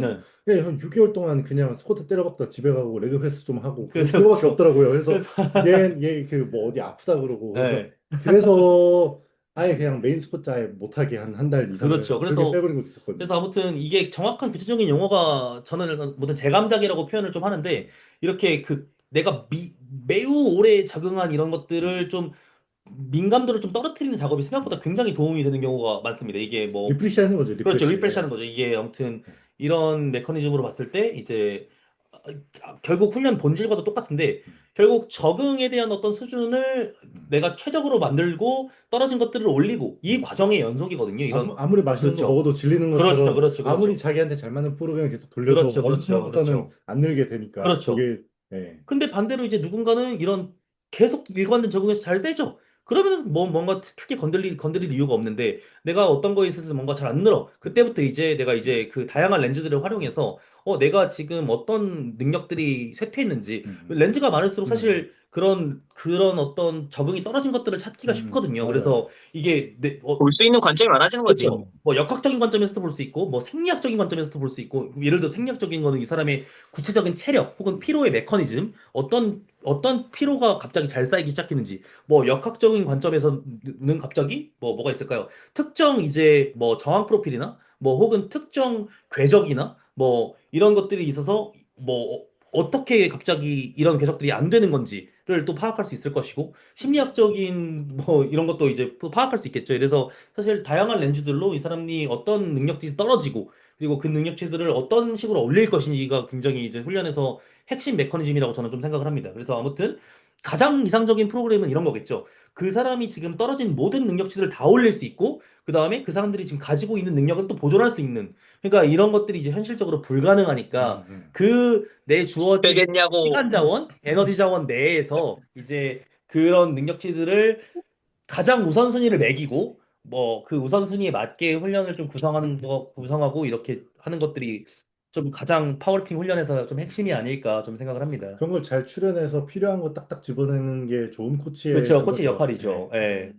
그래서 뭐 그리고 만약 또 그걸 또 잘 골라내려면 그 선수에 대한 데이터가 또 많아야 되고 그렇죠. 그 데이터를 그래서 또 잘 넣어야 되고. 막말로 이제 그냥 해라고 하는 코치가 안 좋다고 말할 수도 없어요. 네. 왜냐면 정말로 이제 그 선수가 필요한 게 음, 사실상 그냥 하는 게 음, 정말 중요한 사람이라면 음. 사실 그냥 해가 진짜 좋을 수도 있고요. 그러니까 우리가 그냥 네. 해에 대해서 되게 부정적인 시선을 갖고 있는 이유가 그렇죠. 되게 구시대적인 잠깐만. 엘리트, 음. 1분 미만이다. 큰일 지금, 났다. 지금, 일단은 여기서 한번 끊고 그냥 해에 대해서 이어서 한 번만 더 할까요? 한 세ሽ만 더 하자, 큰일 우리. 났다. 좋습니다. 좋습니다. 10분 이후에 돌아올게요. 네, 저희 그 인버터 그거 해야 오케이. 돼요. 네. 그냥 아, 해가 예. 나쁜 게 아니다. 왜 네. 나쁜 게 아닐까요? 아, 음. 그러니까 우리가 왜 그냥 해 이런 거 막 코치가 내 코치는 막 그냥 하라 그래 막 이유도 안 알려줘 이런 사람도 있는데 우리가 그거에 대해서 부정적인 이미지를 갖게 된 이유가 대한민국 엘리트 체육이 옛날에 그냥 무조건 다 시켜버리는 그런 게 있었고 그거를 어떤 구시대적인 훈련의 상징으로서 우리가 이미지가 그쵸, 만들어져서 그쵸. 그렇다고 생각을 하거든요. 근데 우리 그냥 조용히 입 닫고 해야 되는 사람들이 그런 훈련자들이 분명히 있는 것 같아요. 뭐 생각이 너무 많아요. 예를 들어서 이 친구 같은 경우는 혼자 운동할 때 갖고 있는 큐잉 한 번 스쿼트를 할 때 갖고 있는 큐잉이 12개여가지고 제가 제발 생각하는 걸 멈춰달라고 싹싹 막 빌었었거든요. 발끝을 어떻게 네, 하고 발끝을 어떻게 방금은 턱을 어떻게 하고 왼쪽 발가락이 오른쪽 엄지 발가락보다 더 힘이 많이 들어가서 스쿼트가 기울어가지고 그라인딩에 걸렸던 것 같아요. 이런 소리를 하던 친구거든요. 네, 그런 거 없으니까 제발 그냥 막 어제 막 사과를 먹었더니 식이섬유 때문에 식이섬유가 난소화성이기 때문에 제가 소화가 안 되고 있어가지고 스쿼트 하는데 복압을 잡았더니 살짝 올라오는 것 같아요. 이러길래 경철아 그걸 그냥 컨디션 안 좋다고 하는 거야. 그냥 제발 그냥 해주면 안 될까? 이런 식으로 이 친구한테는 1년 동안 그냥 해 라이팅을 해서 최근에 급발을 좀 받았는지 그냥 생각 없이 쫙쫙 밀면서 많이 늘고 있더라고요. 그렇게 좀 필요한 분들이 있는 것 같아요. 좀 잡생각이 많고 아까 뭐 뉴로타입 얘기를 해주셨는데 제가 그걸 정확하게 공부를 하진 않았거든요. 많이 노출이 되긴 했었는데 많이 보긴 했었는데 거기서도 좀 생각이 많은 타입에 대해서 어떤 지침을 내리고 있긴 하더라고요. 아마 그런 언급이 있어요, 맞아요. 네, 그죠, 그죠. 그런 훈련자들에 대해서는 좀 그냥 해 이런 접근이 또 괜찮지 않을까. 음. 근데 나쁜 건 없다. 저한테는 진짜 뭐 그냥 해가 동환 필요해요. 쌤도 아까 그거 관련해서 할 말 많았잖아요. 그냥 해. 사실 이거에 대해서 진짜 엄청 할 말이 많은데, 우선은, 그냥 해가 이제, 뭐, 동원님이 말해주신, 뭐, 생각을 하지 말고 이제 뭐, 그냥 해. 이런 그냥 해가 될 수도 있지만, 저는 이제, execute, 이제 실행 관점으로 좀 이걸 좀 바라볼게요. 우선은, 재밌는 게 뭐냐면요. 당연한 얘기겠지만, 복잡하고 개쩌는 다이나믹한 어떤 프로그램을 안 하기 vs 개똥 쓰레기 같은 훈련 하기로 하잖아요. 그럼 맞아, 당연히 맞아. 하기가 이제 유리하거든요. 근데 그죠, 그죠. 이제 대부분 사람들이 이런 본질, 결국 이 실행을 안 하거나 중도 하차하거나 이런 음, 하지 않는 것에서 오는 문제가 정말 많다고 생각을 해요. 그리고 실제로 그 코치가 됐든 뭐 아무튼 훈련을 구성하는 사람이 됐든 이런 그 설계자가 할 수 있는 역할이 전 굉장히 많다고 생각을 좀 하는 편이거든요. 뭐 예를 들자면 훈련 구성, 이는 프로그램적으로 이제 그런 것들을 접근할 수 있겠고요. 뭐 예를 들자면은 뭐 나는 스쿼트를 매일을 하고 싶어. 물론 그게 비효율적인 걸 알지만 이 사람을 스쿼트 5번 했을 때 진짜 성실하게 수행을 너무 잘하는 사람이에요. 그러면은 이제 그 5번 내에서 내가 좀 더 효율적인 구성할 수 있는 방법을 좀 찾을 수도 있는 거고요. 나는 수요일 날, 화요일 날 운동을 아예 못해. 그런 사람은요, 뭐 아무리 좋은 훈련이라도 화요일 날, 수요일 날 중요한 훈련들이 껴있으면 사실 실행 관점에서 봤을 때 굉장히 구린 훈련이 되거든요. 그래서 아무튼 뭐 요약하자면 사실 실행 관점으로 봤을 때 그 대상자가 뭐 동기가 됐든 뭐 아무튼 단순하게 뭐 훈련을 지속하는 능력이 됐든 뭐 혹은 훈련을 신뢰하는 이런 거가 됐든 뭐가 됐든 이 훈련을 지속하고 계속 실행할 수 있게 하는 전략들은 굉장히 저는 매우 매우 중요하다고 좀 생각을 하는 편이고 깊게 그래서 그것도 이제 또 아까랑 또 그 내용이 좀 연결되는데 그거를 좀 잘 하려면은 제가 생각했을 때는 그 다양한 도구들을 좀 활용할 줄 알아야 좀 되는 것 같아요. 뭐 아까 두 분이서 말씀하신 이런 뇌의 좀 성향이라던가 이런 것들도 당연히 좋은 도구가 될 수 있겠지만 그뿐만이 아니라 이제 정말 다양하게 예를 들자면 제가 되게 다양하신 분들을 많이 이제 코칭을 좀 해봤는데 좀 재밌는 예시를 좀 설명드리자면요. 막 훈련 하나 끝나고 그 RP를 막 기록하고 이런 거에 엄청난 에너지를 쏟는 분이 있어요. 막 RP 0.5 넘었는데 저 어떻게 해야 돼요? 저 피로 막 큰일 난 거 아니에요? 진짜 막 지구가 종말할 것처럼 예상을 하고, 뭐 저 지금 실수로 개수 하나 더 있는데 네. 다시 처음부터 할까요? 저 한 세트 더 할까요? 막 진짜 엄청 복잡하게 생각하시는 분들이 있어요. 사실 그런 게 뭐 꼭 안 좋다 그런 건 아니지만 이 사람은 사실 결국 정말 단 한 번 해결했거든요. 스트레이트 세트 퍼센트 베이스로 그냥 깔끔하게 해결했습니다. 그냥 이 사람은 지금 더 이 사람한테 맞는 훈련 이런 것들을 하는 것보다 깔끔하게 뇌 빼고 똑같은 중량, 똑같은 개수, 똑같은 횟수를 정해진 시간 내에 격파하세요. 그래서 사실 그 세트를 끝내야 되는 이런 타임 리밋까지 이제 제가 설정을 해버렸는데 아무튼 이렇게 했을 때 너무너무 잘 됐어요. 그게 뭐 생리학적인 요인이나 이런 게 아니라 이 사람이 단순하게 실행을 더 깔끔하고 말끔하게 이제 수행할 수 있게 된 그런 케이스였거든요. 그래서 아무튼 이런 다양한 도구들을 이제 저울질을 하면서 좀 각자에게 맞는 것들을 하는 것도 굉장히 중요하다고 생각해요. 아무튼 그래서 실행 관점으로. 네. 핵심은 잡생각은 없어야 돼요. 잡생각이 없어야 그렇죠. 되는 것 같아요. 그렇죠. 어쨌든 결론은. 네. 그렇죠. 그냥 아무튼 해만. 네. 잡생각. 나중에, 나중에 제가 테크닉 관련해서 우리가 비디오 한 번 더 찍게 될 때 제가 한 번 또 할 얘기 같긴 한데요. 저는 뭐 사실 테크닉을 신경 쓰고 뭐 이러한 지점들에 있어서도 사실 그냥 잘 하기 위해서라고 생각을 해요. 그러니까 결국 중요한 건 출력값이잖아요. 그 출력값을 잘 내기 위해서 준비를 하는 게 도움이 되는 사람도 있고 또는 그렇게 완전히 뇌를 빼야 되는 사람들이 있고 뭐 여러 가지 사람들이 있겠지만 사실 궁극적인 목적값에만 보면은 사실 그냥 하기 위해 우리가 이 많은 노력들을 하고 코치라고 하는 것은 사실 그 그냥애를 만들어주기 위해서 대신 고민해주는 사람, 고민 대행인 정도의 역할이 아닐까라는 생각을 좀 했었어요. 음, 이것도 좀 네. 공감합니다. 음. 예. 음, 음, 그래서 어쨌든 이게 맞는 방향으로 몰아주는 역할을 하는 거니까요. 그렇죠, 그렇죠. 뭐 자신이 가진 도구들을 활용해서 이제 음. 좋은 방향으로 좀 이끌어주는 거죠. 예. 이런 방향성들을 좀 제시하고 그리고 그 최적의 이제 사실 어떤 최적의 상황이란 건 전 좀 존재하지 않는다고 좀 생각을 합니다. 이제 최선이죠, 항상. 그렇죠. 네. 항상 이 상황에 맞는 이제 내가 할 수 있는 제일 좋은 선택을 계속 찾아 나가는 거죠, 뭐.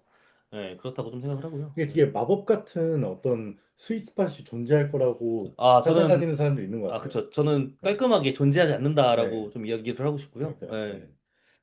어, 근데 제가 본 주변 분들 중에서는 그리고 선수분들 중에서 옵티멀한 그 최저값에 자기가 근접하지 못하면은 동환 쌤이 말씀하신 것처럼 불안해하는 분들이 꽤 음. 있어요.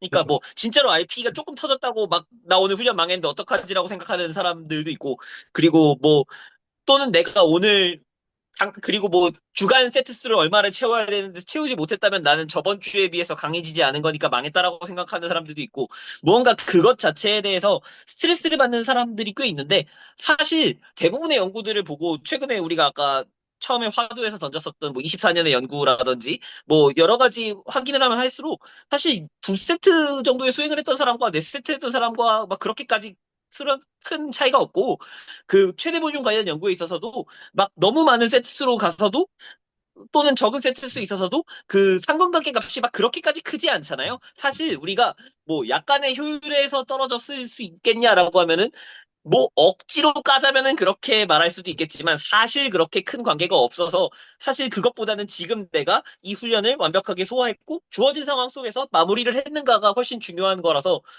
선수로서 자기가 자신을 되새길 때 내가 그럼에도 불구하고 오늘 할 수 있는 최선을 다했는가? 내가 주어진 컨트롤할 수 있는 범위에서만 최선을 다했는가만 생각해도 된다고 생각을 해요. 그렇게까지 크게 손해나지 않습니다. 음. 음, 그 동환쌤 보여주셨던 논문도 그렇고 세트수 적은 것도 그렇고 뭐 스트렝스가 실제로 떨어지는데 한 2주 걸린다 이런 논문도 있었다고 말씀하셨잖아요. 그렇죠, 그렇죠, 그런 것들이 꼭 그거를 프로그램에 적용하지 않더라도 그렇죠, 자기 음, 훈련자를 회원을 안심시키는 역할로도 그렇죠. 되게 좋게 아주 쓰일 것 좋죠. 같아요. 예, 그렇죠, 예. 예를 그렇죠. 들어서 뭐 최고지. 네. 뭐 시합 뭐 3일 남았는데 어디가 아픈데 이게 쉬는 게 맞는데 막 해야 될 것 같다고 자기 디트레이닝 돼가지고 시합날 뭐냐 3차 때 실패하면 어떡하냐고 그렇죠, 막, 그렇죠, 그렇죠, 막 불안에 떨고 있을 때 그렇죠, 그렇죠. 그런 것들을 보여주면 상당히 안심될 것 그쵸, 그쵸, 같거든요. 그쵸, 예. 그쵸, 그쵸. 그런 역할, 실제로 그런 연구가 있어요. 또, 제가 또 재밌는 연구를 좀 말씀드리자면, 제 구체적으로 어떤 연구인지 기억 안 나는데, 아마 레그 익스텐션이랑 관련된 연구였는데, 어떤 전문가가 나타나서, 님 이거 레그 익스텐션을 하면은 허리 아플 거예요. 뭐 이런 식으로 이야기를 했는데, 실제로 대부분의 이제 그 실험자들이 허리가 아파왔습니다. 음, 사실상 이런 통증이라는 거는요, 정말 구조적인 원인뿐만 아니라 이런 엄청 복잡한 음, 이 원인들과 이유들이 있을 수 있는데 정말 단순하게 이제 너 그거 하면 아플 거야라고 어떤 전문가가 와서 그러니까 가짜 전문가죠. 음, 가짜 전문가가 와서 이야기했더니 실제로 허리가 아파갔다. 음, 이처럼 이제 사실 어떤 전문가나 이런 내가 믿고 있는 사람이 주는 어떤 영향력은 정말 크거든요. 그래서 뭐 물론 거짓말은 치면 안 되겠지만 이제 이런 사실 뭐 엄청 디테일하게 설명할 필요는 없지만 연구에 의하면 그 최신 연구에 의하면 이렇게 이렇게 하는 게 이렇게 도움이 된다라고 이야기를 했을 때 그거에 주는 효과도 굉장히 저는 크다고 음, 두 분이 말씀하신 것처럼 굉장히 네. 동감을 합니다. 그래서 저도 실제로 파워리프팅 코칭을 하거나 이제 오프라인으로 이제 사람들한테 이런 훈련들을 할 때 최대한 이 따분하지 않더라도 좀 조금 따분하더라도 좀 재밌는 연구들을 이야기를 좀 많이 해주는 음, 편이거든요. 그렇게 됐을 때 이제 물론 이제 뭐 당연히 아까도 얘기했지만 연구가 절대 맞는 건 아니지만 그런 것들을 들었을 때 제가 해줬을 때 제가 좀 기대할 수 있는 어떤 효과들을 위해서라도 그런 얘기들을 좀 하려고 합니다. 예. 뭐 예를 들자면 맞아. 결국 그러는 결국 그냥 죄송합니다. 예. 해라고 하는 것은 그냥이라고 하는 것은 그 믿음의 영역과 같이 가게 되는 것 같아요. 그러니까 그 결국에는 방금 동환 쌤이 말씀하신 것도 믿음에 대한 이야기잖아요. 내가 믿고 있는 바가 있었을 때 그것에 대해서 우리가 조금 더 긍정적이거나 부정적인 효과를 얻을 수 있다. 그러므로 사실 그 선수에게 우리가 무언가를 얘기를 하는 순간이 있더라도 그냥 하세요라고 말하는 것의 전제는 그 사람과 내가 동시에 이러한 주제에 대해서 이렇게 하는 것이 낫다라고 하는 믿음이 서로 존재할 때 음, 이 그냥애가 최대화가 되는 것 같아요. 최대 그쵸, 효율이 그쵸. 나오게 되는 것 같아요. 일단은 서로가 무언가를 믿을 수 있는 환경, 그리고 같은 가치관을 공유하게 되는 것, 이 먼저가 되는 것이 아닌가? 음, 그냥애는 결국 믿음 위에 무언가가 형성이 되는 것 같다. 그렇죠, 그렇죠, 음. 그렇죠.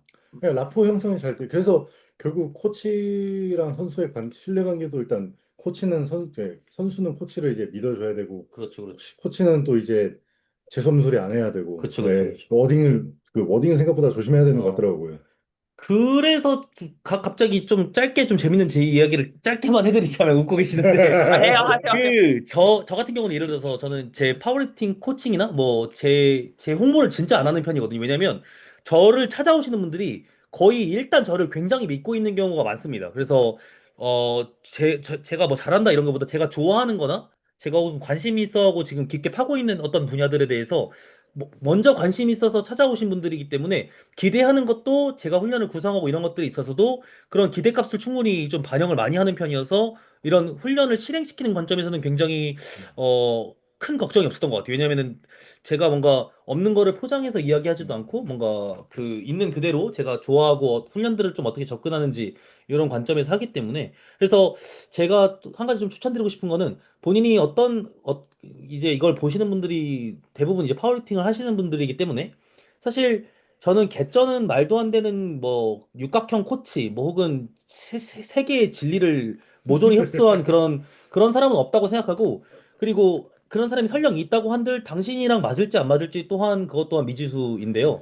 뭐가 됐든 이제 그 본인이 일단 마음속으로 그 사람이 최고다라고 생각을 했으면 일단 그 사람한테 가보는 거를 우선 무조건 추천을 드려요. 왜냐면은 이미 마음속으로 내가 추구하고자 하는 이상향이랑 근접한 사람이잖아. 그게 뭐가 됐든 예를 들어서 나는 3대 1000을 치는 사람한테 배우고 싶어. 그러면 이미 마음속으로 나는 나보다 강한 사람한테 뭔가 배울 게 있는 사람이야라고 하면은 사실 3대 400 뭐 스티브 드노비처럼 굉장히 프로그램적인 스킬이 뛰어난 사람을 만나더라도 효과를 못 볼 확률이 굉장히 높고요. 반대로 나는 좀 이런 물리치료적인 지식이라던가 혹은 이런 특정 관절들에 대해서 좀 이런 부하를 좀 조절해 줄 수 있는 코치를 원해. 그렇다면은 그런 사람들을 찾아가는 게 훨씬 효과가 많을 겁니다. 일단 심리적으로 이 사람 날 다치지 않게 할 사람이야라는 어떤 전제 조건이 있으니까. 그래서 예. 얼마나 다행이에요. 우리가 코치를 고를 수 있잖아요. 그렇죠, 그렇죠, 예, 그렇죠, 그렇죠. 코치 점지된 사람이었으면 그렇죠, 슬펐을 그렇죠. 것 같아요. 예. 선수보다 코치가 많아. 그렇죠, 그렇죠, 맞는 그렇죠, 것 같아. 그렇죠. 그래서 아무튼 제 생각에서는 뭐 아무튼 그 본인이 추구하는 좀 이상향이 뭔지를 좀 예. 구체적으로 파악하는 게 좀 중요한 것 같다. 예. 제가 아는 분 중에 주니어신데 자기 코치랑 싸우고 이제 인스타 차단까지 받고 사이가 어이구야. 안 좋아지고 막 예. 저 미친놈이다 아무것도 아는 게 없는 놈이다라는 친구가 있었는데 아이고야. 야 그럴 거면 걔한테 왜 갔어 했더니 싸서 갔대요. 네. 아, 이 코치 선택하는 기준에 있어서 예. 자기 경제적 형편을 물론 고려를 해봐야겠지만 예, 우선 신뢰할 수 있는지 음, 그러니까 그 사람이 신뢰할 수 있는 사람인지가 아니라 내가 저 사람을 신뢰할 준비가 되었는지도 정말 중요할 것 같아요. 그쵸, 그쵸. 네. 예. 아무튼 뭐 그렇습니다. 결국 자기가 추구하는 이상향이 아니면은 어쩔 수 없이 이제 훈련의 이런 효과를 보기가 굉장히 어렵기 때문에 음, 예. 그래서 아까 말한 것처럼 누군가는 이제 진짜 그냥 음, 나 저거 너무 좋은 것 같다. 나 진짜 훈련 너무 못하는데 음, 그냥 나를 그냥 좀 시켜줬으면 좋겠어. 음, 이런 사람은요, 진짜 복잡한 뭐 되게 테크니컬한 걸 구사하는 코치보다는 진짜 약간 그 마크 리피터처럼 음. 누군지 다들 아시나요? 네. 마크 리피터 그런 사람처럼 그냥 앉아, 일어나. 이런 코치가 더 잘 맞을 수도 있어요. 너 음, 오늘 뭐 컨디션 안 좋아? 그냥 가서 해. 이런 사람이 더 이제 효과가 있을 수 있단 말이죠. 그래서 아무튼 간에 결국 자기가 추구하는 이상향이 뭔지도 굉장히 중요할 것 같고, 그게 첫 번째 요소인 것 같아요. 일단은, 음. 예. 선수의 음, 유형만큼 코치의 유형이 존재하는 것 같아요. 그쵸, 그쵸, 전체적으로 그쵸. 보면 정말 다양한 맞아, 코치가 맞아. 엄청 있더라고요. 예. 많죠. 예. 뭐, 그게 사실 뭐 코치 이런 음, 분야뿐만이 아니라 음, 사실 어떤 분야든 다 그렇다고 좀 생각합니다. 음, 사실 그림을 그리더라도 누군가는 뭐 약간 뭐 자화상을 그리고 누군가는 뭐 진짜 그 뭐라고 하냐 실사 같은 그림을 그린 사람도 맞아요. 있고 네. 누군가는 뭐 풍경을 그리고 이제 네. 똑같은 펜이 있더라도 사실 그림을 그리고 대하는 태도가 다 다르잖아요. 맞아요, 그래서 맞아요. 근데 그게 누가 그림이 틀렸다라고 할 수는 없어요. 그렇죠. 누군가가 보기에는 음, 뭔가 이런 풍경을 그린 사람이 진짜 아름다운 최고의 화가가 될 수도 있고 또 음. 누군가가 보기에는 뭐 풍경을 예. 그린 게 아니라 풍경을 표현을 해서 그렇죠, 위대한 그렇죠. 화가가 될 수도 아무튼, 있고. 아무튼. 네. 예. 그렇게 이제 그 접근하는 게 다르기 때문에, 예. 하지만 확실히 다른 건 그거라고 볼 수 있죠. 이제 이런 그림에는 어떤 정답은 없지만 확실히 파워리프팅 중량이라는 어느 정도의 정답이 좀 있다고 좀 생각을 하는 편이거든요. 그래서 당연히 이제 좀 그래도 그림이나 이런 정말 두루뭉술하게 이렇게 말하면 좀 위험 발언이 될 수 있는 그림이 두루뭉술한지 잘 모르겠습니다만 일단 아무튼 어, 예. 아무튼 뭐 예, 그냥 이제 그렇게 예. 수치화할 수 있는 예, 경량하기 힘들죠. 그렇죠. 예. 그런 종목은 아니다 보니까 이제 파워리프팅은 그런 종목이잖아요. 그래서 내가 좀 점진적으로 음, 뭐 이렇게 내가 원하는 목표를 차근차근 이룰 수 있는지 혹은 그 과정을 이루지 못하더라도 이제 충분한 이런 솔루션이나 이런 해결책을 좀 내가 만족할 만한 음, 걸 내주는지 음. 그것도 되게 중요한 것 같아요. 예. 아무튼 보통 사람이란 게 자기가 듣고 싶은 것들을 좀 듣고 싶어하는 경향이 좀 있다고 좀 생각을 예, 하거든요. 예, 내가 맞아요. 마음속으로 생각하고 있는 이런 예. 것들에 대해서. 그래서 저도 이제 뭐 파워리팅 코칭을 하고 뭐 오프라인으로 이제 뭐 훈련을 많이 이제 지도를 하면서 확실히 느끼는 바가 있어요. 예를 들자면 여성 회원들부터 같은 경우는요. 365일 본인이 살 빼는 거에만 관심 있는 분들이 예, 굉장히 많아요. 예. 제가 아무리 이제 구체적이게 설명을 해주고 재밌게 설명해주고 뭐 예를 들어서 인슐린 저항성부터 시작해가지고 우리 몸에 이런 탄수화물과 이런 단백질 지방이 왜 필요한지를 아무리 설명해줘도요. 그러면은 저 오늘 떡볶이 먹어도 돼요로 끝나버려요. 그러니까 이제 사실 그러니까 저는 사실 이제 굉장히 좀 회의감이 드는 거죠. 결국 내가 듣고 싶은 말을 결국에는 이런 것들보다는 그냥 단순하게 내가 먹는 거 하나 때문에 살이 찌는 줄 알고 뭐 잠도 개판이야. 사실 잠 되게 다이어트에서 되게 중요하거든요. 근데 아무튼 그럼요. 뭐 요약하자면 결국에는 자기가 듣고 싶은 만 듣고 싶어 하고 이러기 때문에 인간이라는 특성상 그래서 자기가 듣고 싶은 조언을 많이 공부한 분야의 어떤 코치를 찾아가거나 그런 것도 괜찮은 것 같아요. 갑자기 이제 또 주제가 코치 고르기가 돼 버렸는데 플로프에서 잠과 관련된 정보는 제 네. 블로그에 재밌게 써져 있습니다. 그렇죠. 또 이 부분이 또 네. 이제 뇌화학 전문가시기 때문에 재밌네요. 네. 오늘 거 대충 이 정도로 마무리하면 되지 어, 않을까요? 우리 한 진짜 시간 무서워. 반 넘은 것 진짜, 같은데. 진짜. 내일 아침 될 뻔. 그러게 해볼 뻔했어요.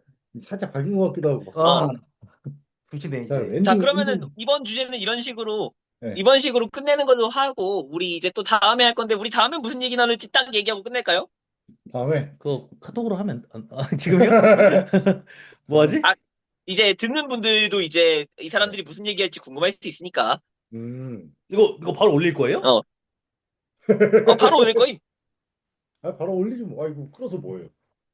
아니 이거 저 너무 너무 막말을 포토샵 해드릴까요? 아니 포토샵 문제가 아니라 너무 말을 그냥 진짜 필터 없이 너무 싸질러 버렸는데. 그러려고 한 거 아니에요, 아 근데? 그래요? 아니야, 우리 그게 컨셉이야. 네. 어차피 이거 근데 조회수 너무 30개 정도 나올 길지 거거든, 않아요? 30개. 이거 40분씩 하면 아무도 안 볼 것 같은데. 근데 저기 다른 팟캐스트 하는 사람들 보면 2시간씩 하는데 볼 사람들 다 봐요. 저도 뭐 틀어놓고 그래서 막 재밌었어요? 좀 재밌던데요? 아 그래요? 무슨 약간 내용으로 설거지하면서 틀어놓고 있는 거죠. 네. 무슨 내용으로 얘기하려는데요? 기억이 안 나요. 좀 됐어요. 봐봐요 지금 이 그러니까 사람도 막 보조 운동 뭐 많이 하는 사람 적게 하는 사람 둘이 나와가지고 막 얘기하는 거 막 봤었던 것 같은데. 아니 왜냐면 저도 이제 팟캐스트 진짜 어차피, 많이 보는 편인데 어, 저 뭐 두노비 2시간 이거 반짜리 어차피 팟캐스트 그거야. 보고 그냥 우리가 지금 이거 대화를 아카이브 해놓고선 이렇게 우리가 떠드는 거를 지켜보는 걸 좋아하는 사람들이 있었으면 봐주겠죠. 그냥 우리는 그런 관점에서 그냥 이것들을 반복해 나가다 보면은 누군가는 보고 누군가는 안 보고 사실 누구 보라고 하는 거 아니거든요, 지금. 사실 우리 재미자고 하는 거지. 누구 우리끼리 보라고 하는 거 수다가 아니거든요. 즐겁다. 할 말을 남기는 거죠. 예. 그렇죠, 그렇죠. 사실 팔만 대장경 음. 촬영하고 있는 거예요. 그러면은 뭐 다음번에 얘기 나온 김에 진짜 테크닉 얘기 한번 해볼까요? 와우. 테크닉 얘기 이거 벌써부터 이렇게 위험한 주제를. 벌써 재밌는 것 같아요. 제가 또 생리학 전공자로서 아, 테크닉. 제가 또 테크닉에 한동안 미쳐있던 사람으로서 예, 조금 여러 예. 가지 진짜 마이크로한 지점까지 건들 것들도 좀 있거든요. 그래서 다음번에 그런 거 한번 다뤄보기로 하고, 예. 그런 좋아요. 식으로 하고 오늘 마무리하면 좋을 것 같습니다. 오케이, 좋습니다. 뭐 어떻게 할까? 박수 치고 네, 끝낼까요? 그러면은 박수 치고 끝냅시다. 와, 와, 다음번에 뵙겠습니다. 오.